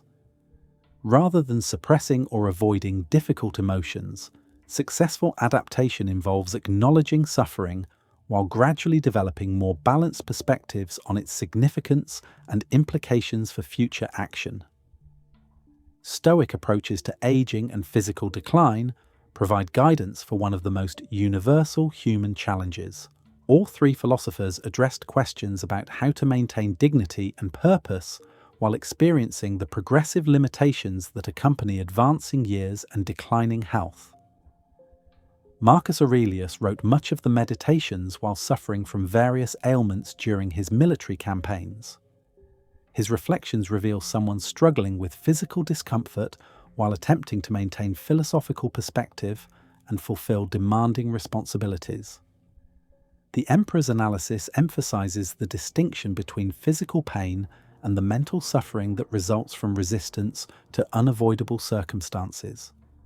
The Stoic understanding of pain as a natural signal that need not compromise mental tranquility anticipates contemporary approaches to pain management that emphasize acceptance and cognitive restructuring rather than mere symptom suppression. Both traditions recognize that the meaning attributed to pain significantly influences its emotional impact and functional consequences.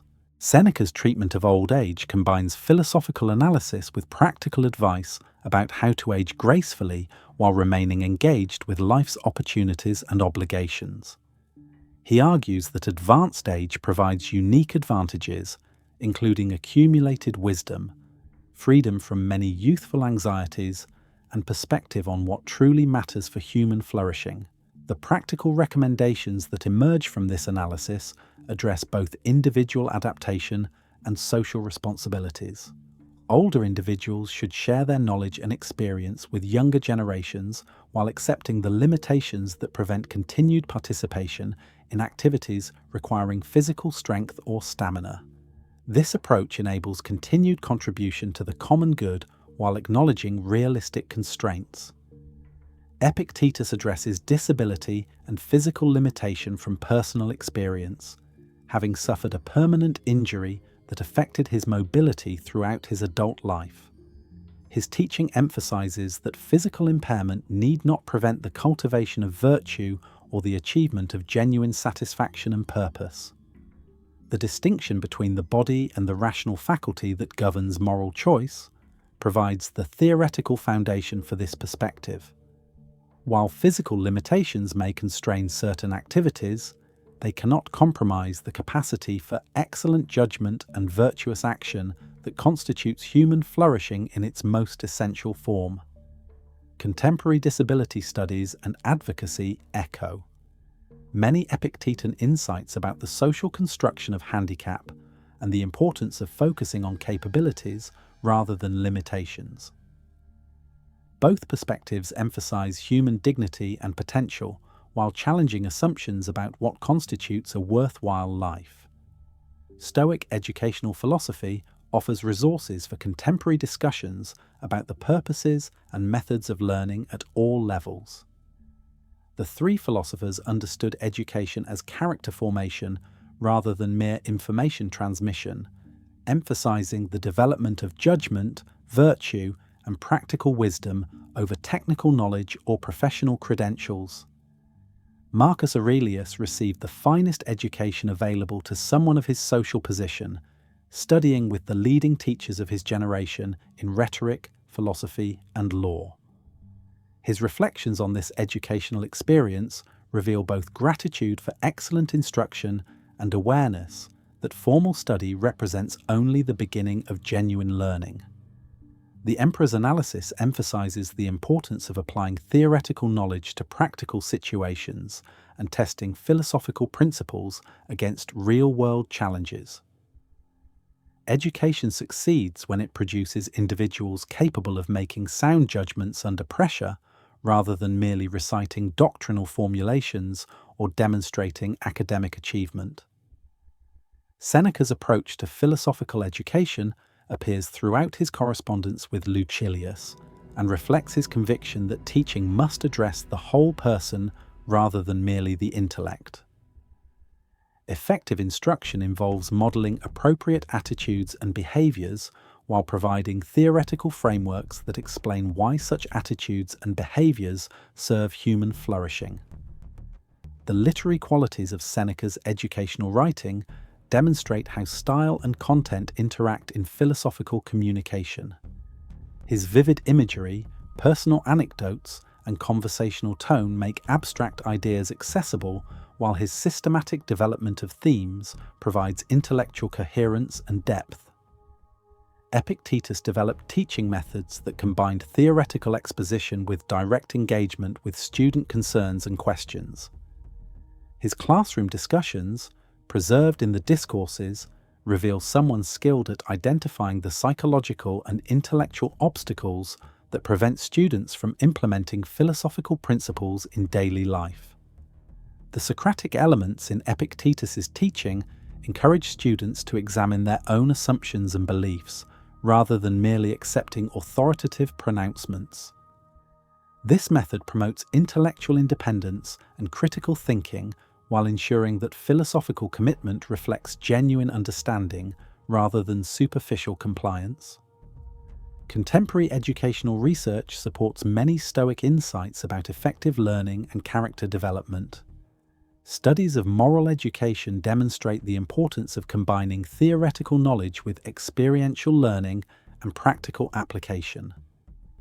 Students who engage with ethical dilemmas through role-playing, community service, and reflective discussion show greater moral development than those exposed only to abstract ethical theories.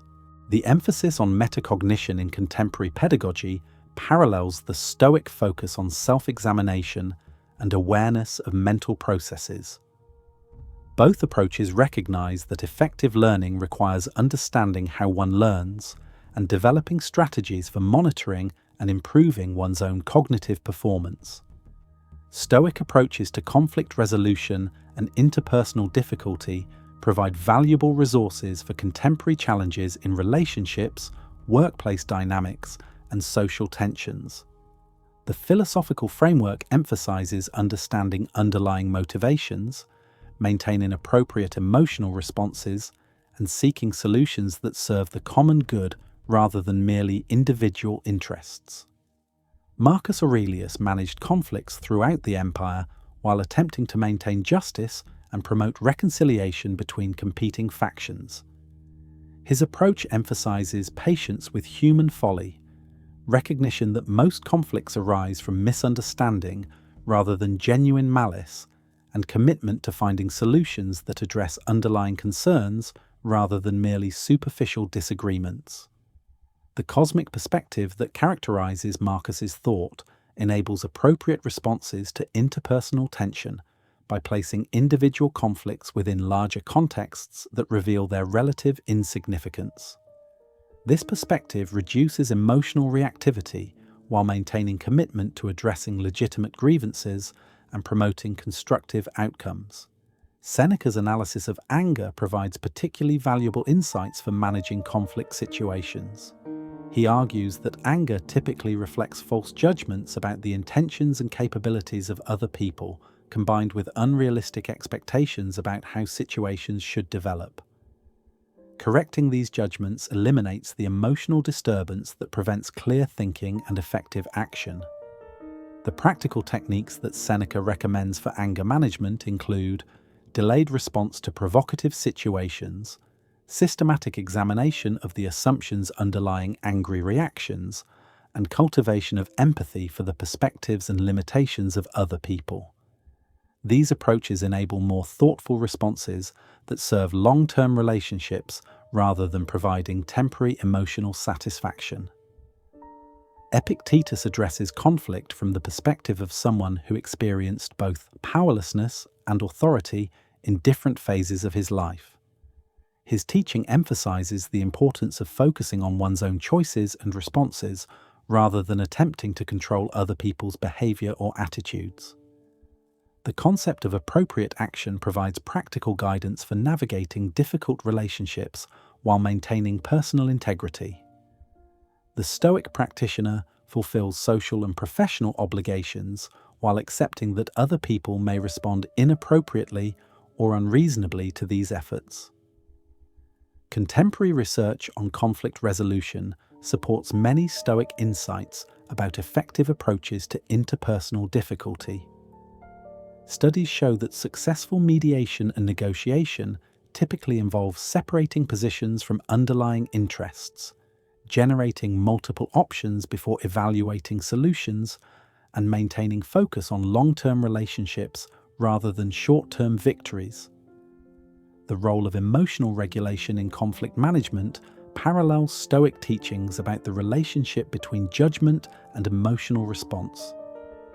Individuals who maintain emotional equilibrium during disputes are better able to identify creative solutions and build trust with other parties than those who react defensively or aggressively to perceived threats. Stoic business ethics offer valuable perspectives on contemporary questions about corporate responsibility, stakeholder interests, and sustainable economic practices.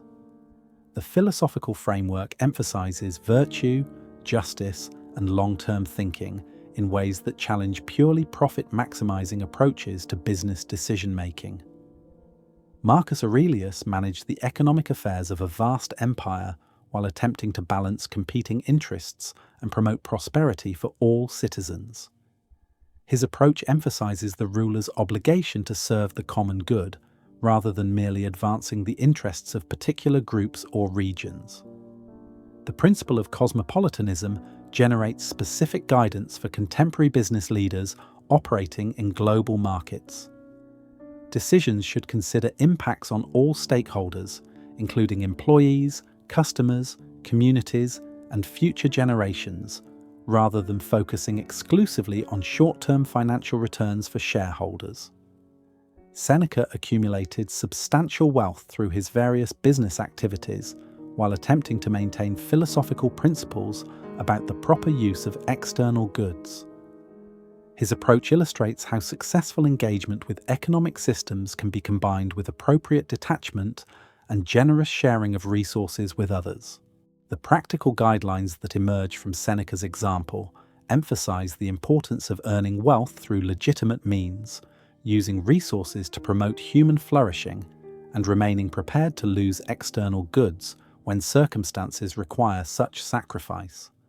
This approach enables effective participation in economic life while maintaining moral integrity and philosophical perspective.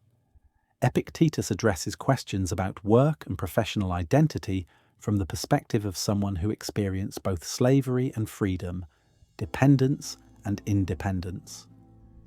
His teaching emphasizes that genuine worth depends on character rather than social status or economic position, and that meaningful work involves service to others rather than mere personal advancement. Contemporary discussions about purpose-driven business and social entrepreneurship reflect many Stoic insights about the relationship between individual fulfillment and contribution to the common good. Organizations that combine financial sustainability with social and environmental impact often demonstrate greater employee engagement and long-term success than those focused exclusively on profit maximization. The Stoic emphasis on stakeholder thinking anticipates contemporary approaches to corporate governance that consider the interests of employees, customers, suppliers, communities, and environment alongside shareholder returns. This broader perspective promotes more sustainable business practices and reduces conflicts between short-term profits and long-term value creation. Stoic approaches to leadership development emphasize character formation, ethical decision-making, and service to others rather than mere technical competence or charismatic personality. This perspective provides valuable resources for contemporary discussions about authentic leadership and the qualities that enable effective guidance of complex organizations. Marcus Aurelius exemplified servant leadership through his approach to imperial administration. Rather than using power for personal advantage, he understood his role as an opportunity to promote justice, prosperity, and security for all citizens of the empire. This perspective shaped his policy decisions and personal conduct throughout his reign. The practical implications of servant leadership appear in Marcus's attention to administrative detail, his accessibility to citizens with grievances, and his willingness to make personal sacrifices for the common good. These behaviors demonstrate how philosophical principles translate into concrete leadership practices. Seneca's experience as advisor to Nero illustrates both the opportunities and dangers that confront leaders in complex organizational and political environments. His ability to maintain influence while preserving moral integrity required constant navigation of competing pressures and careful judgment about when to compromise and when to resist. The lessons that emerge from Seneca's experience emphasize the importance of maintaining ethical boundaries, building trust through consistent behavior, and accepting that leadership positions inevitably involve moral complexity that requires ongoing reflection and adjustment. Epictetus addresses leadership from the perspective of someone who taught and influenced others despite his humble origins and physical limitations. His approach emphasizes that genuine authority derives from wisdom and virtue rather than formal position or social status.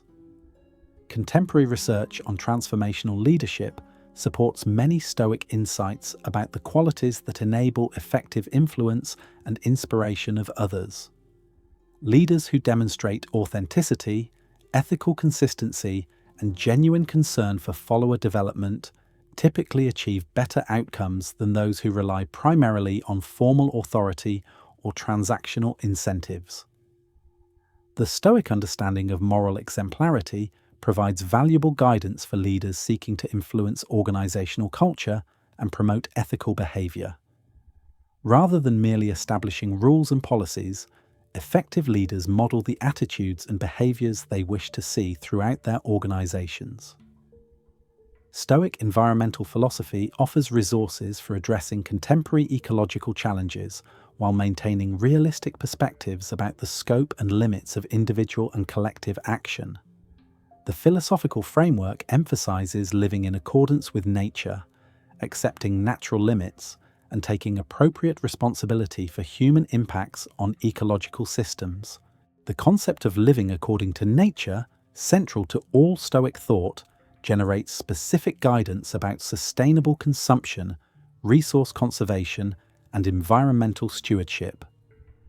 Human beings, as rational creatures capable of understanding ecological relationships, have special responsibilities to promote harmony between human activities and natural processes. Marcus Aurelius understood the relationship between human civilization and natural systems in ways that anticipate contemporary ecological thinking. His reflections on the continuous process of cosmic transformation emphasize the interconnectedness of all phenomena and the importance of understanding human activities within larger natural contexts.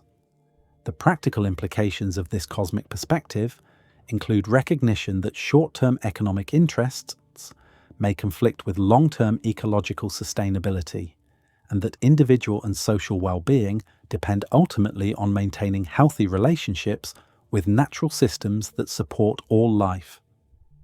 Seneca's discussions of simplicity and voluntary poverty provide guidance for addressing contemporary questions about consumption and lifestyle choices in resource-limited environments.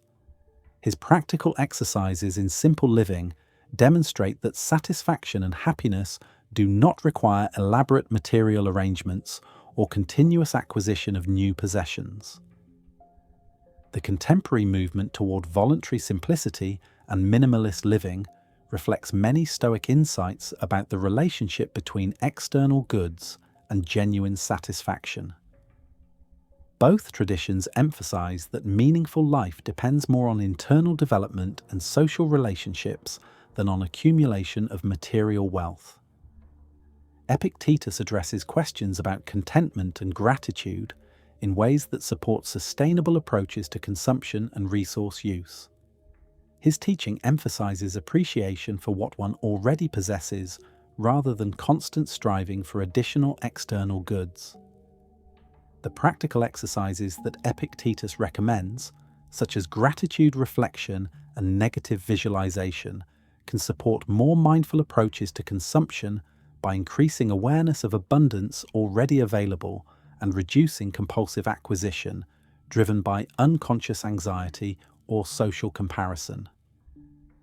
Contemporary environmental psychology supports many Stoic insights about the relationship between mental well-being and connection with natural systems. Studies show that exposure to natural environments reduces stress, improves cognitive performance, and promotes pro-social behavior in ways that align with Stoic teachings about living according to nature. The Stoic emphasis on local action within global awareness provides valuable perspective on environmental challenges that can seem overwhelming in their scope and complexity.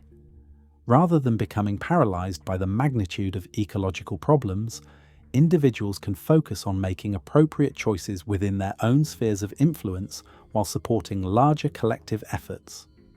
Stoic approaches to technological innovation and digital culture offer guidance for navigating the opportunities and challenges created by rapid technological change.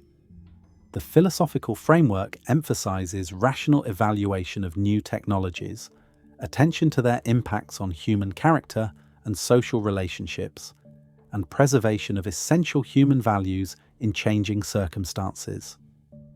The principle of focusing on what lies within one's control proves particularly valuable for managing the anxiety and overwhelm that often accompany rapid technological change. Rather than attempting to keep up with every innovation or worrying about developments beyond individual influence, the Stoic approach emphasizes thoughtful engagement with technologies that serve genuine human needs. Marcus Aurelius faced technological and social changes throughout his reign, including military innovations, administrative reforms, and cultural transformations across the diverse regions of the empire. His approach emphasizes careful evaluation of proposed changes based on their likely impacts on justice, prosperity, and social cohesion. The principles that guided Marcus's decision-making about innovation and change remain relevant for contemporary evaluations of new technologies. Questions about who benefits from particular innovations, what values they promote or undermine, and how they affect social relationships provide useful frameworks for technological assessment. Seneca's discussions of wealth and luxury address questions that parallel contemporary concerns about the social and personal impacts of digital technologies.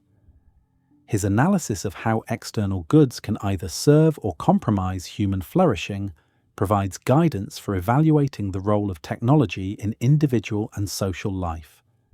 The practical exercises that Seneca recommends for maintaining appropriate relationships with external goods can be adapted for digital environments. Periodic disconnection from digital devices and platforms, reflection on technology use and its impacts on well-being, and conscious choices about engagement with digital content parallel his recommendations for managing wealth and luxury. Epictetus addresses questions about freedom and autonomy that prove particularly relevant in contexts where digital technologies may influence behavior, attention, and decision-making processes in ways that escape conscious awareness. His emphasis on moral choice and rational reflection provides resources for maintaining agency in technological environments. The concept of prohairesis, or the faculty of moral choice, proves especially valuable for addressing questions about technology addiction, social media manipulation, and other ways that digital environments may compromise autonomy and well-being. The person who maintains awareness of this choosing capacity can engage with technology more thoughtfully and preserve essential freedom. Contemporary research on technology use and mental health supports many Stoic insights about the importance of mindful engagement with external stimuli and the relationship between attention, judgment, and emotional well-being. Studies show that excessive or mindless technology use can contribute to anxiety, depression, and social isolation, while conscious, purposeful engagement can enhance learning, connection, and productivity. The Stoic practices of morning reflection, evening review, and periodic disconnection from external distractions provide practical frameworks for maintaining healthy relationships with digital technologies while preserving the solitude and reflection necessary for philosophical development and character formation. This expansion demonstrates how Stoic philosophy continues to provide valuable resources for addressing contemporary challenges across diverse domains of human experience. The fundamental insights about virtue, choice, acceptance, and rational engagement with circumstances remain as relevant today as they were in ancient Rome, while the practical exercises developed by Marcus Aurelius, Seneca, and Epictetus offer concrete methods for implementing philosophical wisdom in modern life. The therapeutic applications of Stoic principles in contemporary psychological practice represent one of the most significant developments in the modern revival of ancient philosophy. Mental health professionals increasingly recognize that Stoic techniques for emotional regulation, cognitive restructuring, and resilience building align closely with empirically validated therapeutic interventions. The relationship between Stoicism and cognitive behavioral therapy proves particularly compelling, as both traditions emphasize the central role of thoughts and interpretations in generating emotional responses. Aaron Beck's identification of automatic thoughts and cognitive distortions parallels the Stoic analysis of false judgments that produce disturbing passions. Both approaches involve systematic examination of thought patterns, identification of errors in reasoning, and gradual replacement of dysfunctional beliefs with more accurate and helpful alternatives. The Stoic concept of impressions and assent provides a sophisticated framework for understanding how external events become internalized as emotional experiences. When confronted with any situation, individuals receive impressions that may be accurate or distorted, complete or partial. The crucial moment occurs when these impressions are evaluated and either accepted or rejected through the process of assent. This analysis enables precise intervention at the point where emotional disturbance originates.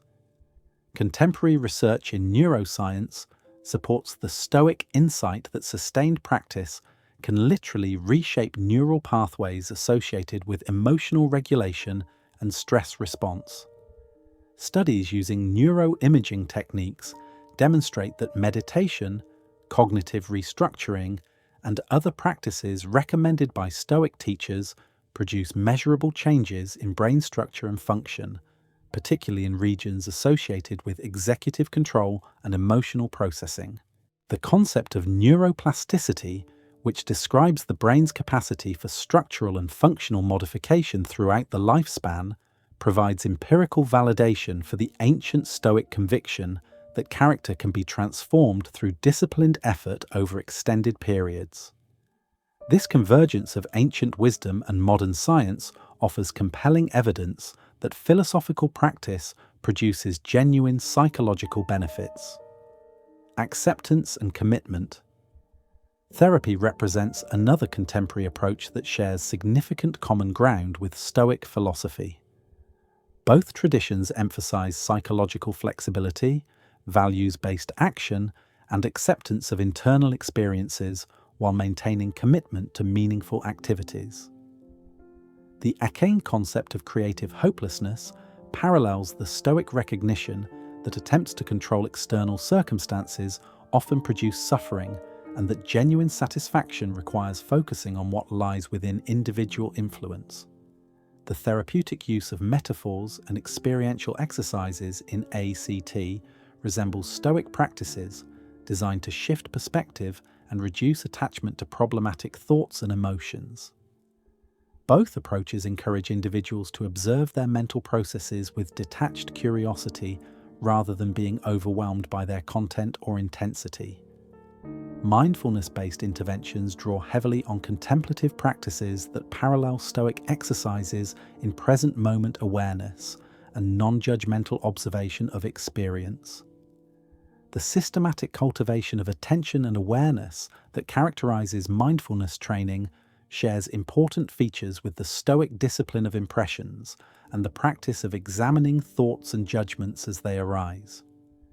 The integration of Stoic principles with contemporary positive psychology has produced particularly fruitful developments in understanding human flourishing and resilience. Both traditions emphasize character strengths, meaning-making, and the pursuit of excellence rather than merely the absence of pathology. This convergence has influenced therapeutic approaches that focus on building psychological resources and promoting post-traumatic growth rather than simply treating symptoms. Research on resilience factors in individuals who cope well with adversity consistently identifies characteristics that align closely with Stoic virtues and practices. These include cognitive flexibility, meaning-making capacity, social connection, and sense of personal agency within realistic constraints. The systematic cultivation of these qualities through philosophical practice provides a proactive approach to mental health that complements traditional treatment models. The application of Stoic principles to specific psychological conditions demonstrates their practical value across diverse clinical presentations. Anxiety disorders often involve excessive concern about future events that lie partially or entirely beyond individual control. Stoic techniques for distinguishing between controllable and uncontrollable factors, combined with practices for accepting uncertainty and focusing on present moment choices, provide effective tools for reducing anticipatory anxiety and increasing behavioral engagement. Depression frequently involves cognitive distortions such as all or nothing thinking, catastrophizing, and personalization that parallel the false judgments identified by Stoic analysis. The systematic examination of these thought patterns, combined with behavioral activation guided by values rather than mood, offers pathways out of depressive cycles that align with both Stoic philosophy and contemporary therapeutic approaches. Post-traumatic stress reactions often involve attempts to control or avoid internal experiences such as memories, emotions, and physiological sensations. Stoic teachings about acceptance of what has occurred focus on present choices, and the distinction between events and interpretations provide frameworks for processing traumatic experiences constructively while maintaining engagement with meaningful activities and relationships. Grief and bereavement present particular challenges that Stoic philosophy addresses with both theoretical sophistication and practical sensitivity. The recognition that attachment to specific outcomes regarding loved ones creates vulnerability to suffering must be balanced with acknowledgement that natural affection and care represent appropriate expressions of human nature. Stoic approaches to grief emphasize gratitude for time shared, acceptance of mortality as universal, and gradual re-engagement with life while honoring the significance of relationships that have ended. The development of Stoic-informed therapeutic protocols requires careful attention to cultural factors, individual differences, and therapeutic relationship dynamics. While Stoic principles offer valuable resources, their implementation must be adapted to specific client needs and circumstances rather than applied formulaically. The collaborative exploration of philosophical concepts within a supportive therapeutic relationship enables gradual integration of Stoic insights with individual experience and existing coping strategies. Training programs for mental health professionals increasingly include components that draw on philosophical traditions, including Stoicism, as resources for both personal development and clinical practice. The recognition that effective therapy requires therapist qualities such as wisdom, courage, justice, and temperance has led to greater interest in how ancient philosophical traditions can inform professional development and ethical practice. The integration of Stoic philosophy with contemporary psychotherapy also raises important questions about the relationship between spiritual or philosophical development and clinical treatment. While Stoicism offers practical techniques for symptom management, its broader vision of human flourishing and the cultivation of virtue extends beyond the medical model that typically guides mental health interventions. This tension between therapeutic efficacy and philosophical depth reflects larger questions about the aims and methods of psychological intervention. Should therapy focus primarily on symptom reduction and functional improvement, or should it address broader questions of meaning, purpose, and character development? The Stoic tradition suggests that these goals are ultimately inseparable and that lasting psychological health requires attention to fundamental questions about how to live well. Educational applications of Stoic principles extend beyond therapeutic contexts to include programs designed to promote emotional literacy, resilience, and character development in academic settings. School-based interventions that teach students to identify and manage emotions, cope with academic stress, and develop healthy relationships draw extensively on Stoic techniques adapted for developmental appropriate implementation. The social-emotional learning movement in education emphasizes skills that align closely with Stoic practices: self-awareness, self-management, social awareness, relationship skills, and responsible decision-making.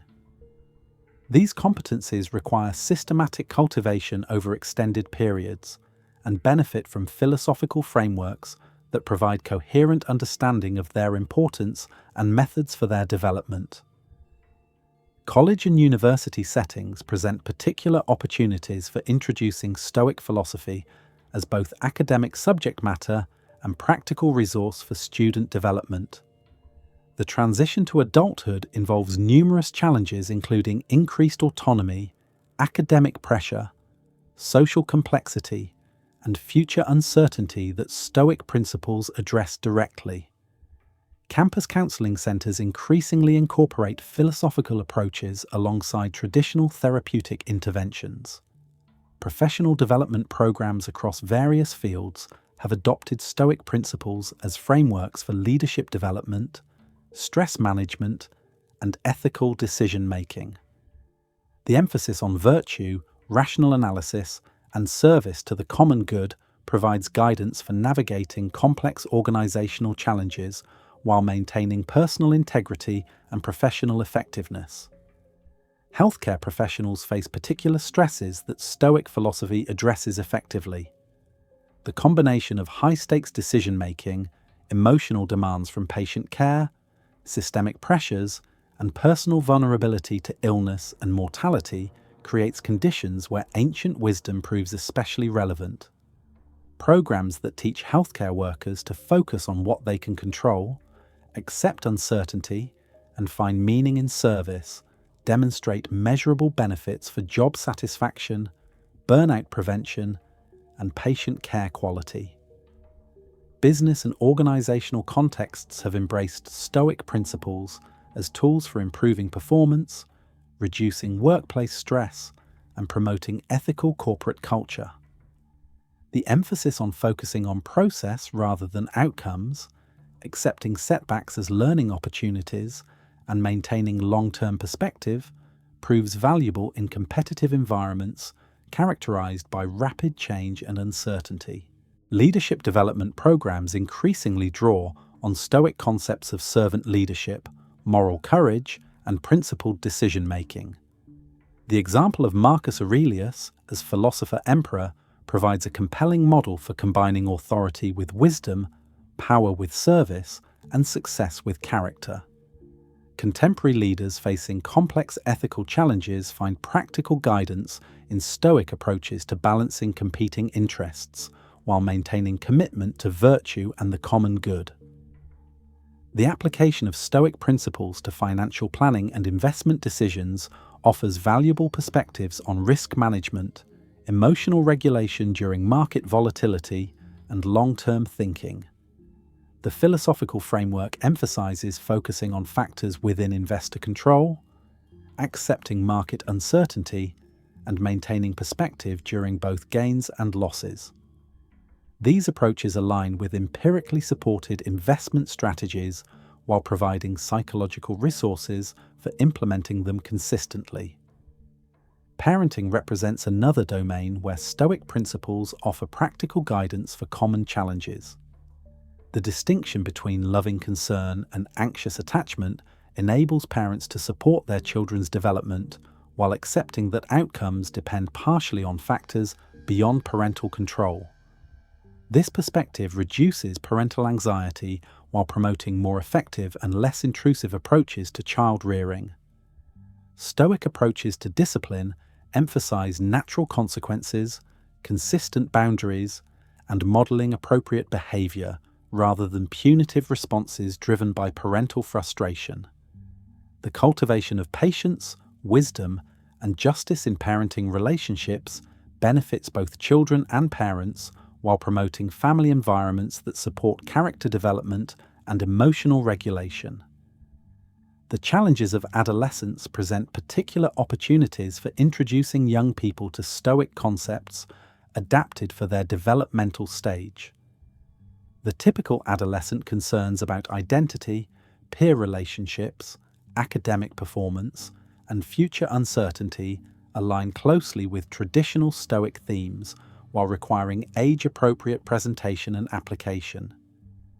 Youth programs that incorporate Stoic principles report positive outcomes including improved emotional regulation, better academic performance, reduced risk-taking behavior, and enhanced resilience in facing typical developmental challenges. The philosophical framework provides adolescents with tools for navigating social pressures while maintaining authentic self-expression and moral integrity. Athletic performance represents another area where Stoic principles prove valuable for both individual athletes and team dynamics. The emphasis on process focus rather than outcome attachment enables more consistent performance while reducing anxiety associated with competition and evaluation. Athletes who learn to focus on preparation, effort, and technique while accepting that results depend partially on factors beyond their control often demonstrate improved performance and greater satisfaction with their sport participation. Team sports provide opportunities for practicing Stoic concepts of cooperation, mutual support, and subordination of individual interests to common goals. The virtues of courage, justice, temperance, and wisdom apply directly to athletic contexts while contributing to character development that extends beyond sports participation. Recovery from addiction and substance abuse often benefits from Stoic approaches that emphasize personal responsibility, acceptance of past mistakes, and focus on present choices. The philosophical framework provides alternatives to shame-based approaches that can perpetuate addictive cycles while offering practical tools for managing cravings, avoiding triggers, and rebuilding meaningful relationships. Support groups that incorporate Stoic principles report positive outcomes including reduced relapse rates, improved emotional stability, and enhanced motivation for continued recovery. The emphasis on virtue and character development provides meaning and purpose that support long-term sobriety, while the practical exercises offer concrete strategies for managing difficult emotions and situations. Chronic illness and disability present challenges that Stoic philosophy addresses with both theoretical depth and practical sensitivity. The distinction between physical limitations and mental responses enables individuals to maintain dignity and purpose even when facing significant health challenges. The emphasis on what remains within control provides focus for energy and attention, while acceptance of physical constraints reduces unnecessary suffering. Support groups for individuals with chronic conditions often find that Stoic principles provide frameworks for processing grief about losses while identifying opportunities for meaningful engagement within realistic constraints. The philosophical perspective enables individuals to distinguish between appropriate adaptation and inappropriate resignation while maintaining hope and agency. Retirement and aging present transitions that benefit from Stoic perspectives on change, purpose, and mortality. The philosophical framework enables individuals to process losses associated with aging while identifying new opportunities for contribution and growth. The emphasis on wisdom and virtue provides meaning that transcends physical capabilities, while the acceptance of natural processes reduces resistance to inevitable changes. Programs for older adults that incorporate Stoic principles report improved psychological well-being, better adaptation to physical limitations, and enhanced sense of purpose and meaning. The philosophical framework enables individuals to view aging as a natural development that offers unique opportunities for spiritual and intellectual growth rather than merely decline and loss. Caregiving represents a particularly challenging role that benefits significantly from Stoic approaches to stress management, boundary setting, and finding meaning in service. The distinction between concern and anxiety enables caregivers to provide support while maintaining their own well-being. The emphasis on virtue and service provides meaning that sustains motivation through difficult periods.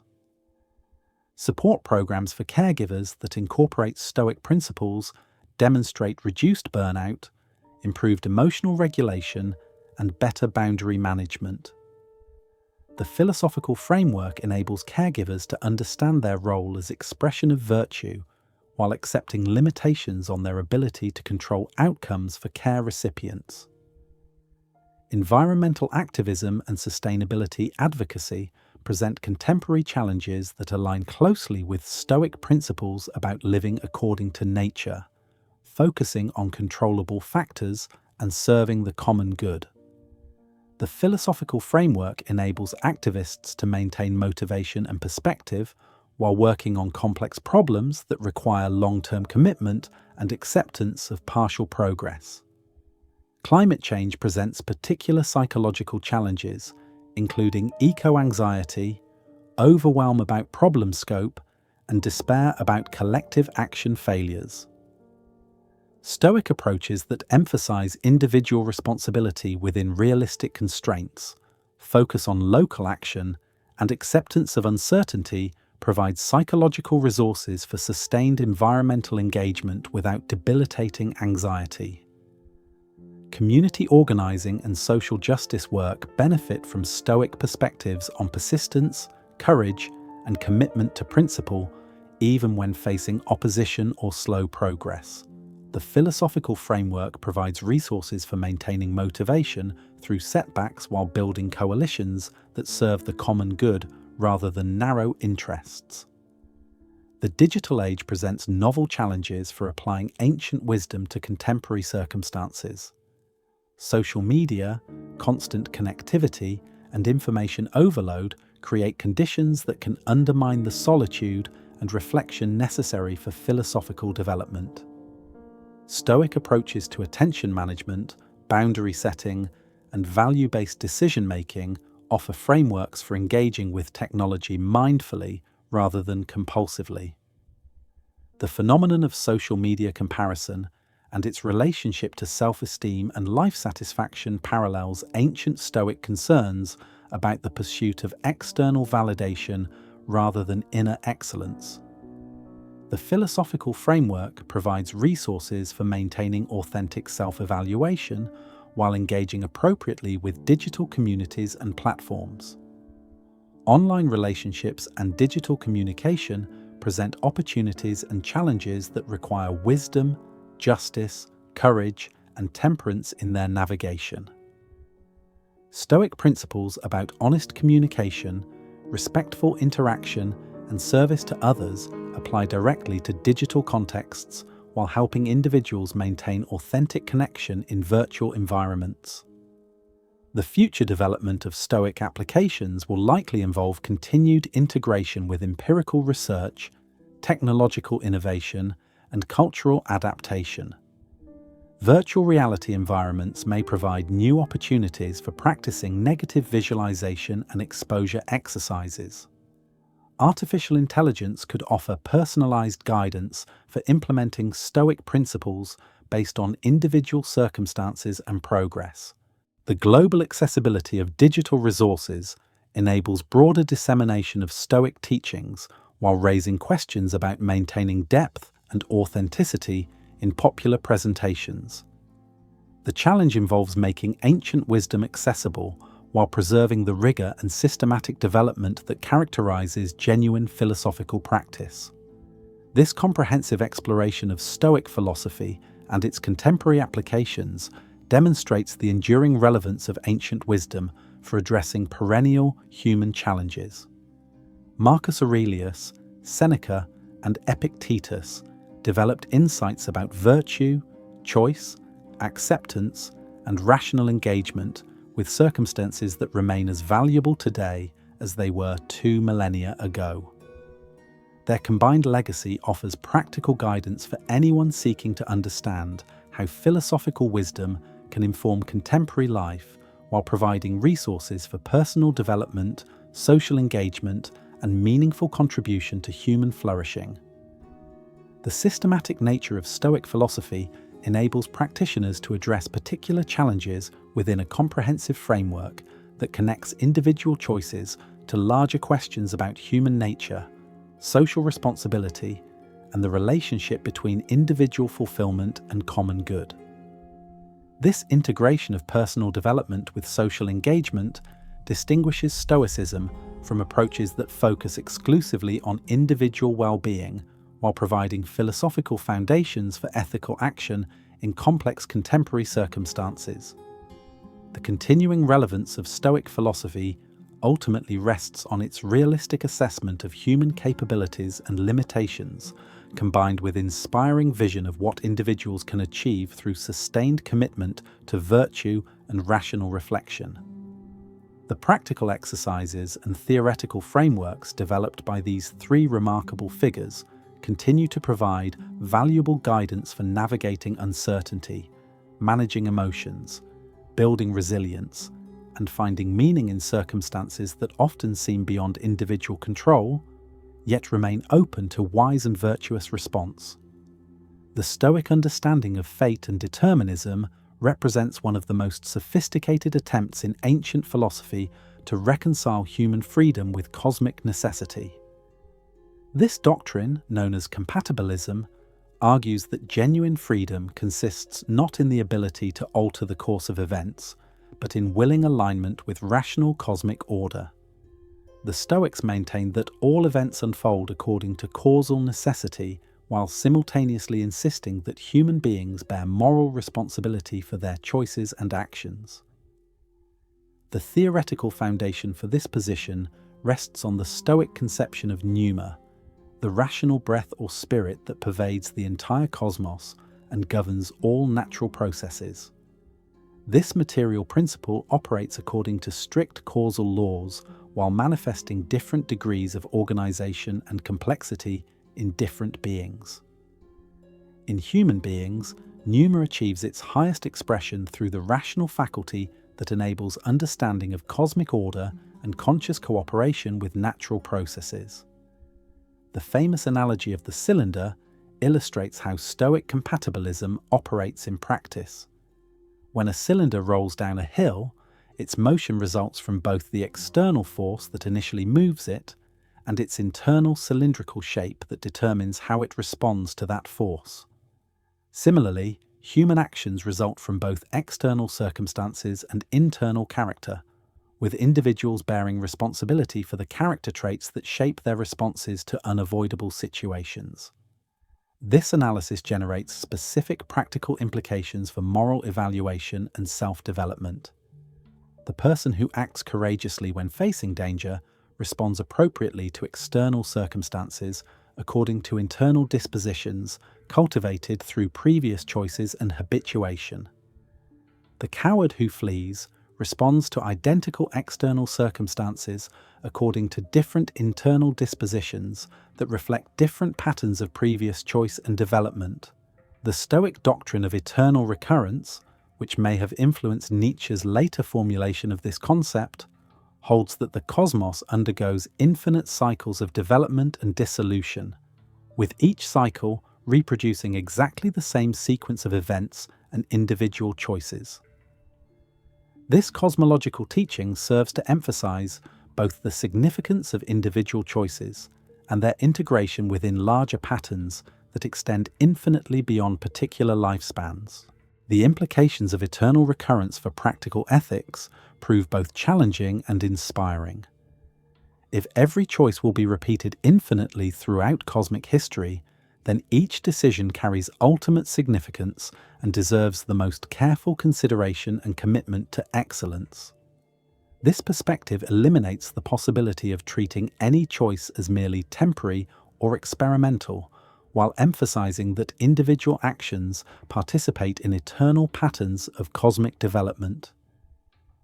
The Stoic analysis of emotions extends far beyond their practical techniques for emotional regulation to encompass sophisticated theoretical understanding of psychological development and the relationship between reason and affect.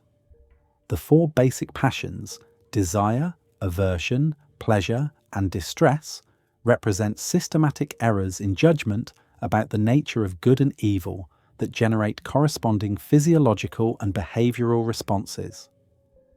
Desire reflects the false judgment that external objects possess genuine goodness and therefore deserve pursuit regardless of circumstances or consequences. The person who experiences excessive desire for wealth, status, or pleasure has mistaken these externals for genuine goods and thereby created vulnerability to disappointment and compulsive behavior when they prove unavailable or unsatisfying.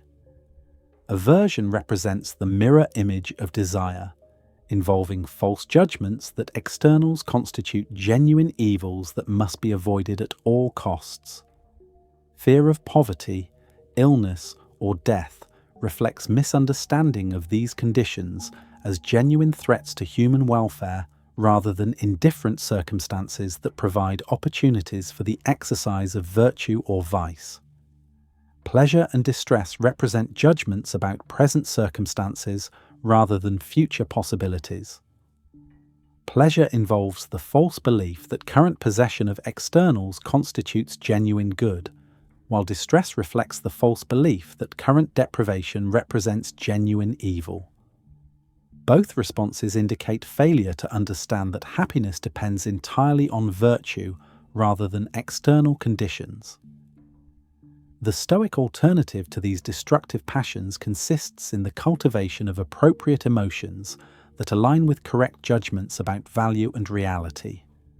Joy represents rational satisfaction in virtuous action and excellent character, while caution involves reasonable attention to genuine moral dangers such as vice and corruption.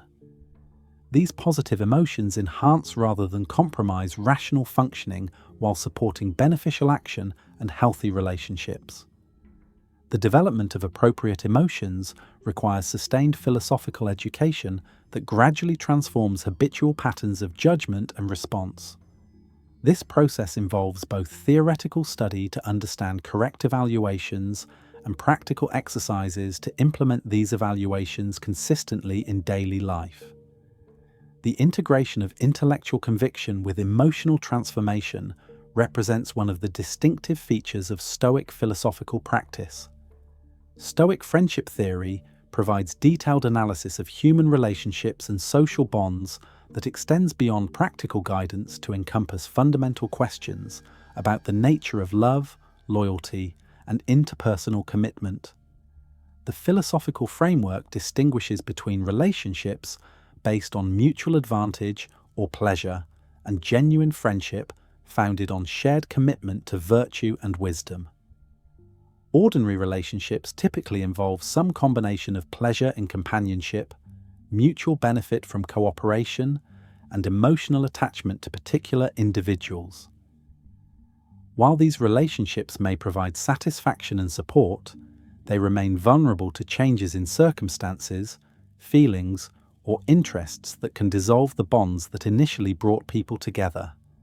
Genuine friendship, by contrast, involves mutual recognition of virtue and shared commitment to philosophical development that transcends particular circumstances or emotional fluctuations. Friends in this deeper sense appreciate each other's character and support each other's moral growth while accepting that external conditions may change in ways that affect practical arrangements without compromising fundamental bonds. The Stoic analysis of friendship includes sophisticated discussion of the apparent tension between universal love and particular attachments. If the wise person recognizes all rational beings as fellow citizens in the cosmic city, what justifies special concern for particular individuals such as family members, close friends, or fellow citizens of one's political community? The Stoic resolution of this tension employs the concept of appropriate action that takes account of natural relationships and social roles while maintaining ultimate commitment to universal justice and benevolence. The person who fulfills obligations to family and friends while treating all others with respect and fairness acts consistently with both particular affections and universal moral requirements. This framework enables meaningful relationships without the possessiveness and anxiety that characterize ordinary attachments. The philosophical friend loves deeply while accepting that relationships, like all externals, remain subject to change and loss through circumstances beyond individual control. This combination of warmth and detachment enables more authentic connection by reducing the manipulation and control attempts that often damage relationships. Stoic aesthetics and artistic theory address questions about beauty, creativity, and the role of the arts in human life that complement their ethical and physical doctrines. The philosophical framework understands beauty as harmony and proportion that reflects the rational order governing both natural processes and human artifacts when properly conceived and executed. Natural beauty manifests the logos through organic forms, seasonal cycles, and cosmic patterns that reveal mathematical relationships and causal laws operating throughout the universe. The person trained in philosophical contemplation develops appreciation for these natural harmonies while understanding their temporary character and their participation in larger processes of change and transformation. Artistic beauty represents human attempts to embody rational principles in material forms through disciplines such as architecture, sculpture, music, and poetry. Successful art communicates universal truths through particular examples, while demonstrating the capacity of human reason to understand and cooperate with natural order in creative activity. The Stoic evaluation of artistic activity emphasizes both its potential benefits and its inherent limitations. Art can promote philosophical understanding by making abstract principles accessible through concrete imagery and narrative, while artistic training can develop practical skills and intellectual discipline that support broader character development. However, artistic activity remains morally indifferent and can serve either virtuous or vicious purposes, depending on the intentions and character of the artist. The person who employs artistic skills to promote truth, beauty, and virtue acts excellently, while the person who uses these same skills for deception, corruption, or mere entertainment may act poorly despite technical competence. This analysis generates specific guidance for both artistic creation and aesthetic appreciation. Artists should seek to embody genuine insights about human nature and cosmic order in their works while developing technical skills that enable effective communication of these insights. Audiences should approach artistic works with discrimination, appreciating genuine beauty and wisdom while avoiding seduction by skillful but morally problematic content. The Stoic philosophy of education encompasses both theoretical understanding of human development and practical recommendations for pedagogical methods that promote intellectual, moral, and social flourishing.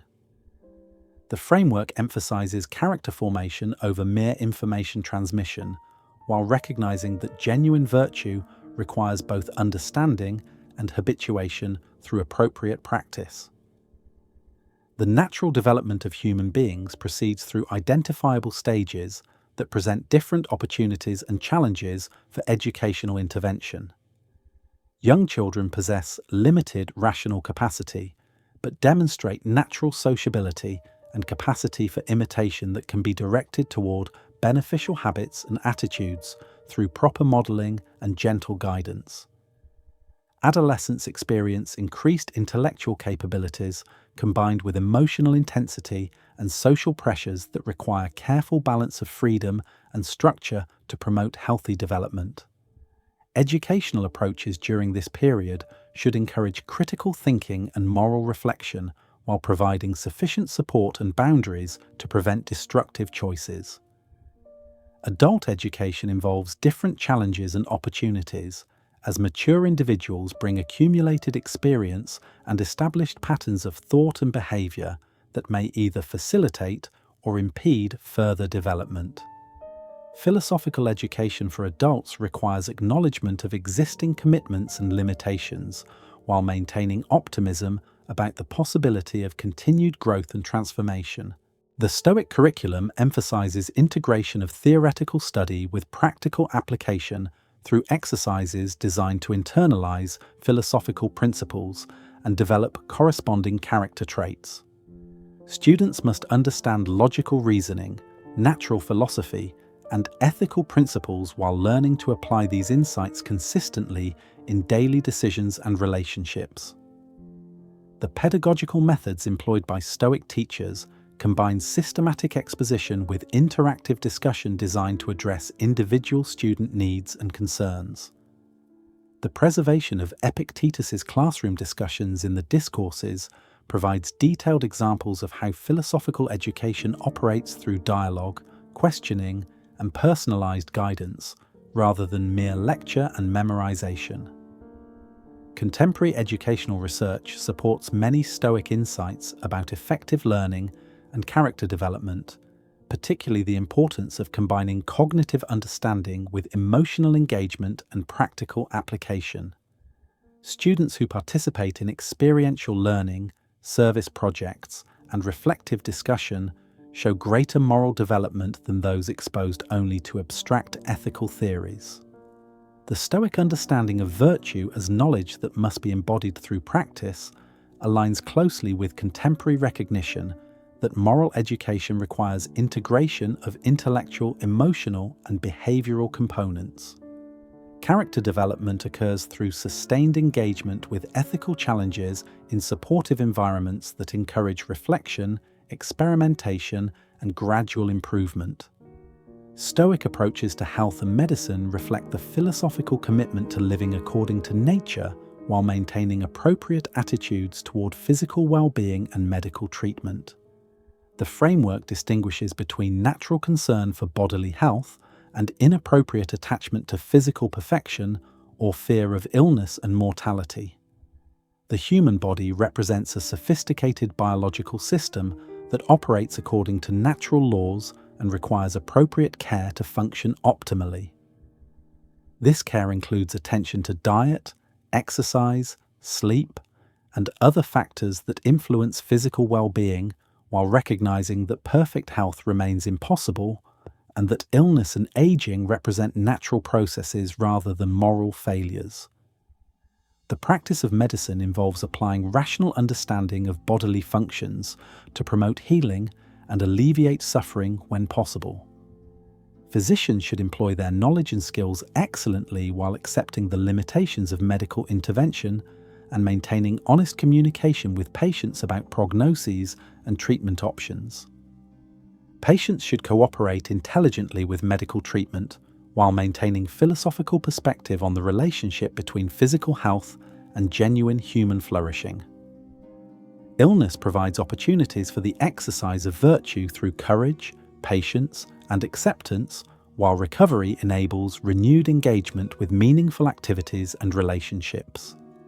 The Stoic analysis of pain and suffering addresses both physical discomfort and emotional distress through theoretical understanding and practical techniques. Physical pain serves natural warning functions that alert individuals to potential damage or disease, while emotional suffering typically results from false judgments about the significance of external circumstances.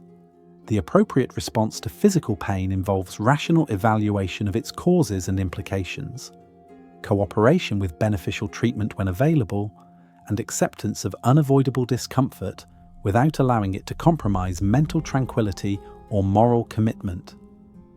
This approach enables effective medical care while preventing the additional suffering that results from resistance to natural processes. Chronic illness and disability present particular challenges that Stoic philosophy addresses through emphasis on what remains possible despite physical limitations. The person who maintains excellence in judgment, choice, and character can achieve genuine satisfaction and contribute meaningfully to human flourishing regardless of bodily constraints. Contemporary medical research supports many Stoic insights about the relationship between mental attitudes and physical health, particularly the role of stress, anxiety, and depression in exacerbating medical conditions and impeding recovery. Patients who maintain realistic optimism, social connection, and sense of meaning often demonstrate better outcomes than those who become overwhelmed by fear or despair. The integration of philosophical counseling with medical treatment represents a promising development that acknowledges both the physical and existential dimensions of illness and healing. Healthcare providers who address patient concerns about meaning, mortality, and quality of life alongside technical medical issues often achieve more comprehensive therapeutic outcomes. Stoic political philosophy provides sophisticated analysis of government, citizenship, and social organization that addresses both theoretical questions about justice and practical guidance for political participation. The cosmopolitan foundation of Stoic ethics generates specific commitments to universal human rights and responsibilities that transcend local loyalties while acknowledging legitimate particular obligations. The ideal state operates according to rational principles that promote the common good while protecting individual dignity and enabling human flourishing. Government exists to coordinate collective action, resolve disputes, and provide necessary services while minimizing interference with individual liberty and choice, except where such interference prevents harm to others.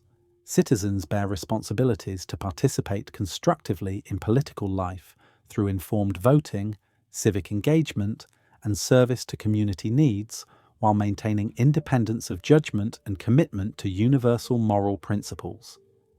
This balance enables effective democratic governance while preventing the tyranny of majority opinion or factional interest. The Stoic approach to political reform emphasizes gradual improvement through education, moral example, and patient work within existing institutions, rather than revolutionary change that may produce chaos and suffering. The wise citizen works to promote justice and virtue, while accepting that political systems develop slowly and that perfect government remains impossible given human limitations. International relations should reflect cosmopolitan principles that recognize the fundamental unity of humanity while respecting legitimate cultural differences and local autonomy. Conflicts between nations should be resolved through negotiation and compromise when possible, with military action reserved for genuine defense against aggression or protection of basic human rights. The Stoic analysis of war and peace addresses both the conditions that justify violence and the principles that should govern its conduct when it becomes necessary. War represents a failure of rational cooperation that imposes terrible costs on all participants, while sometimes proving unavoidable when facing aggression or tyranny that threatens basic human values. Just war must serve defensive purposes or protection of innocent populations rather than conquest, exploitation, or imperial expansion. The conduct of war should minimize harm to civilians while employing only necessary force to achieve legitimate objectives. Military leaders bear special responsibilities to protect their soldiers and enemy populations from unnecessary suffering. Peace represents the natural condition that enables human flourishing through cooperation, trade, cultural exchange, and collective problem-solving. The wise person works to create conditions that support peaceful resolution of disputes while preparing realistically for situations where defensive action becomes necessary to protect fundamental values. Contemporary international relations reflect many challenges that Stoic political philosophy addresses through emphasis on rational dialogue, mutual respect, and long-term thinking about common interests. Global problems such as climate change, economic inequality, and technological disruption require cooperative responses that transcend national boundaries while acknowledging legitimate concerns about sovereignty and cultural autonomy. The development of international institutions and legal frameworks represents progress toward cosmopolitan ideals while raising questions about democratic accountability and cultural diversity that require ongoing attention and refinement. The Stoic citizen supports effective global governance while maintaining vigilance against concentrations of power that may threaten individual liberty or local self-determination. Stoic approaches to economic justice address questions about wealth distribution, property rights, and the obligations that accompany material prosperity in ways that balance individual freedom with social responsibility. The philosophical framework maintains that external goods such as money and property are morally indifferent while acknowledging their practical importance for enabling human activities and relationships. The acquisition of wealth through honest labor, fair exchange, and prudent investment represents appropriate use of rational capabilities while serving broader social purposes through job creation, innovation, and capital formation. However, the accumulation of wealth beyond reasonable needs while others lack basic necessities may violate obligations to promote the common good. The wealthy person bears special responsibilities to use resources generously and wisely in ways that promote human flourishing rather than merely personal advantage or family advancement. This obligation extends beyond charitable giving to include business practices that treat employees fairly, environmental stewardship, and support for institutions that serve public purposes. The poor person should pursue economic improvement through diligent effort and skill development while maintaining dignity and avoiding both envy of others and shame about current circumstances.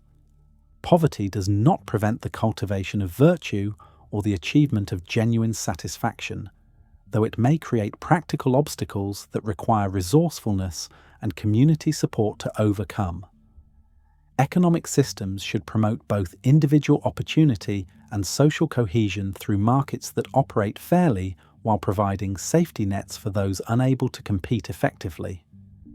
The regulation of commerce should prevent fraud, exploitation, and environmental destruction while preserving incentives for innovation and enterprise.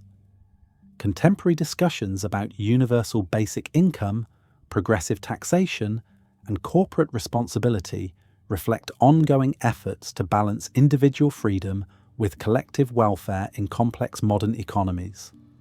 Stoic principles provide frameworks for evaluating these policy proposals based on their likely impacts on human character, social relationships, and long-term flourishing rather than merely short-term economic efficiency.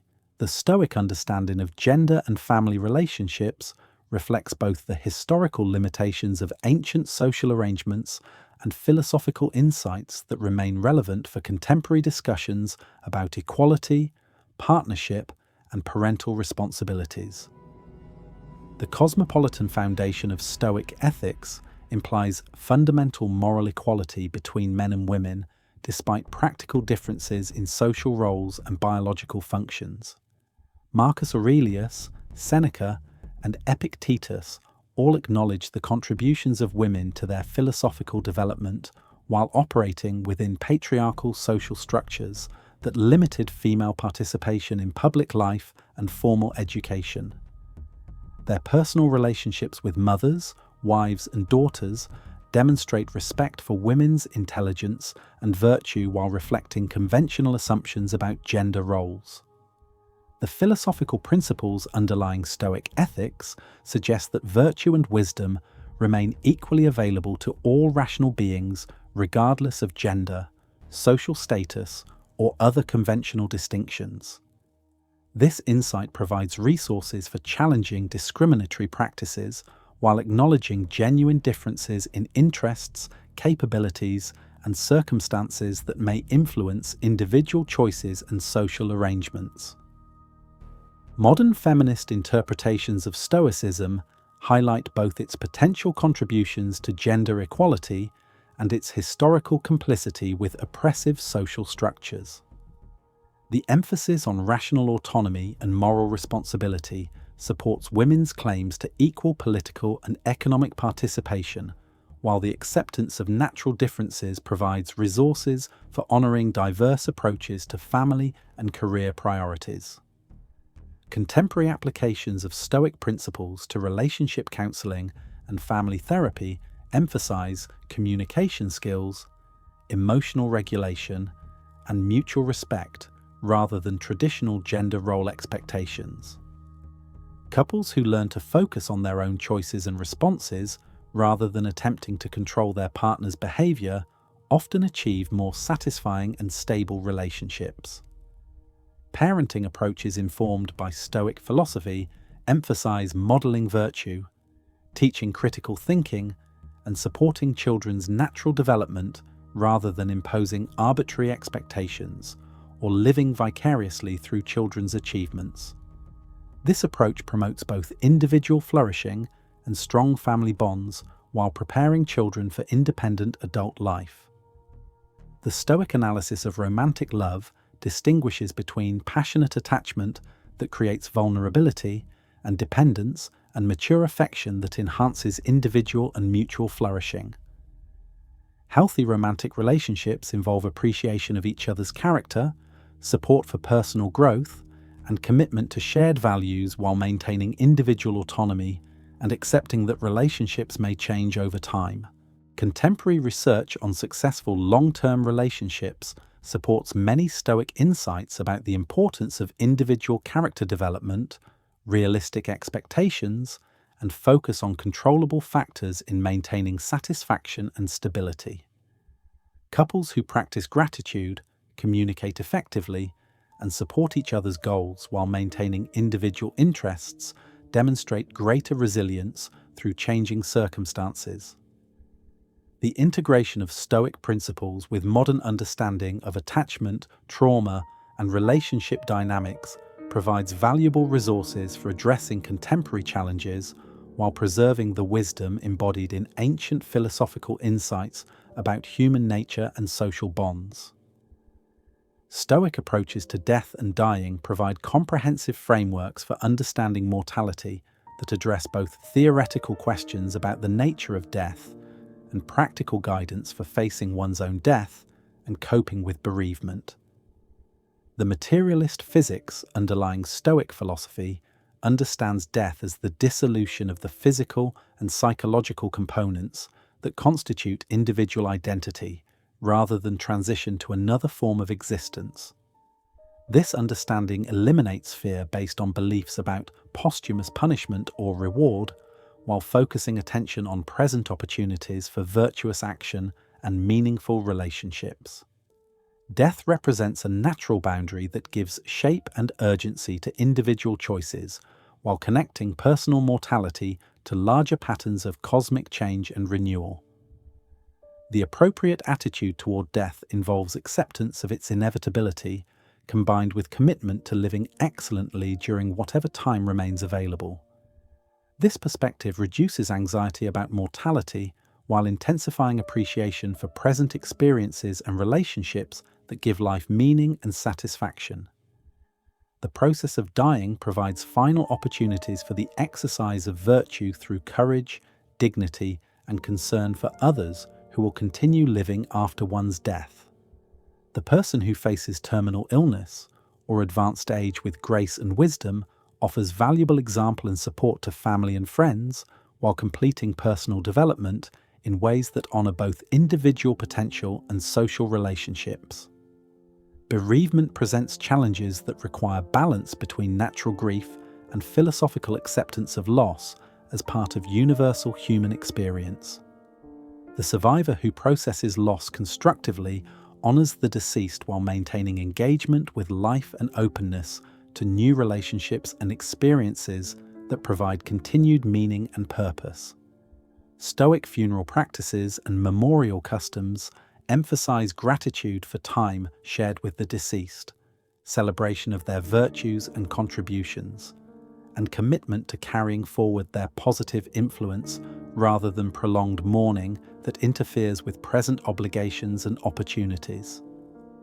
Contemporary hospice care and death education reflect growing recognition that death represents a natural process that can be approached with dignity and peace rather than merely medical failure that requires technological intervention at any cost. Healthcare providers who address both physical comfort and existential concerns often enable more meaningful end-of-life experiences for patients and families. The development of advanced directives and death with dignity legislation represents attempts to preserve individual autonomy and choice in dying while acknowledging legitimate concerns about protecting vulnerable populations and maintaining medical ethics. These contemporary debates reflect ongoing efforts to balance individual freedom with social responsibility in ways that echo Stoic discussions of appropriate responses to extreme circumstances. Grief counseling and bereavement support increasingly incorporate insights from philosophical traditions, including Stoicism, that provide frameworks for processing loss while maintaining meaning and hope. The recognition that grief represents a natural response to broken attachment that requires time and support, while ultimately enabling renewed engagement with life aligns with Stoic understanding of appropriate emotional development. The contemporary death positivity movement and efforts to reduce death anxiety through education and open discussion reflect growing awareness that avoiding or denying mortality often increases rather than decreases psychological distress, while preventing the kind of realistic planning and value clarification that enable more satisfying lives. This comprehensive exploration of additional dimensions of Stoic philosophy demonstrates the continued relevance and sophistication of ancient wisdom for addressing contemporary challenges across diverse domains of human experience. The systematic integration of theoretical understanding with practical application that characterizes Stoic thought provides resources for personal development, social engagement, and meaningful response to the universal challenges of human existence that transcend particular historical circumstances while requiring ongoing adaptation to changing conditions and opportunities.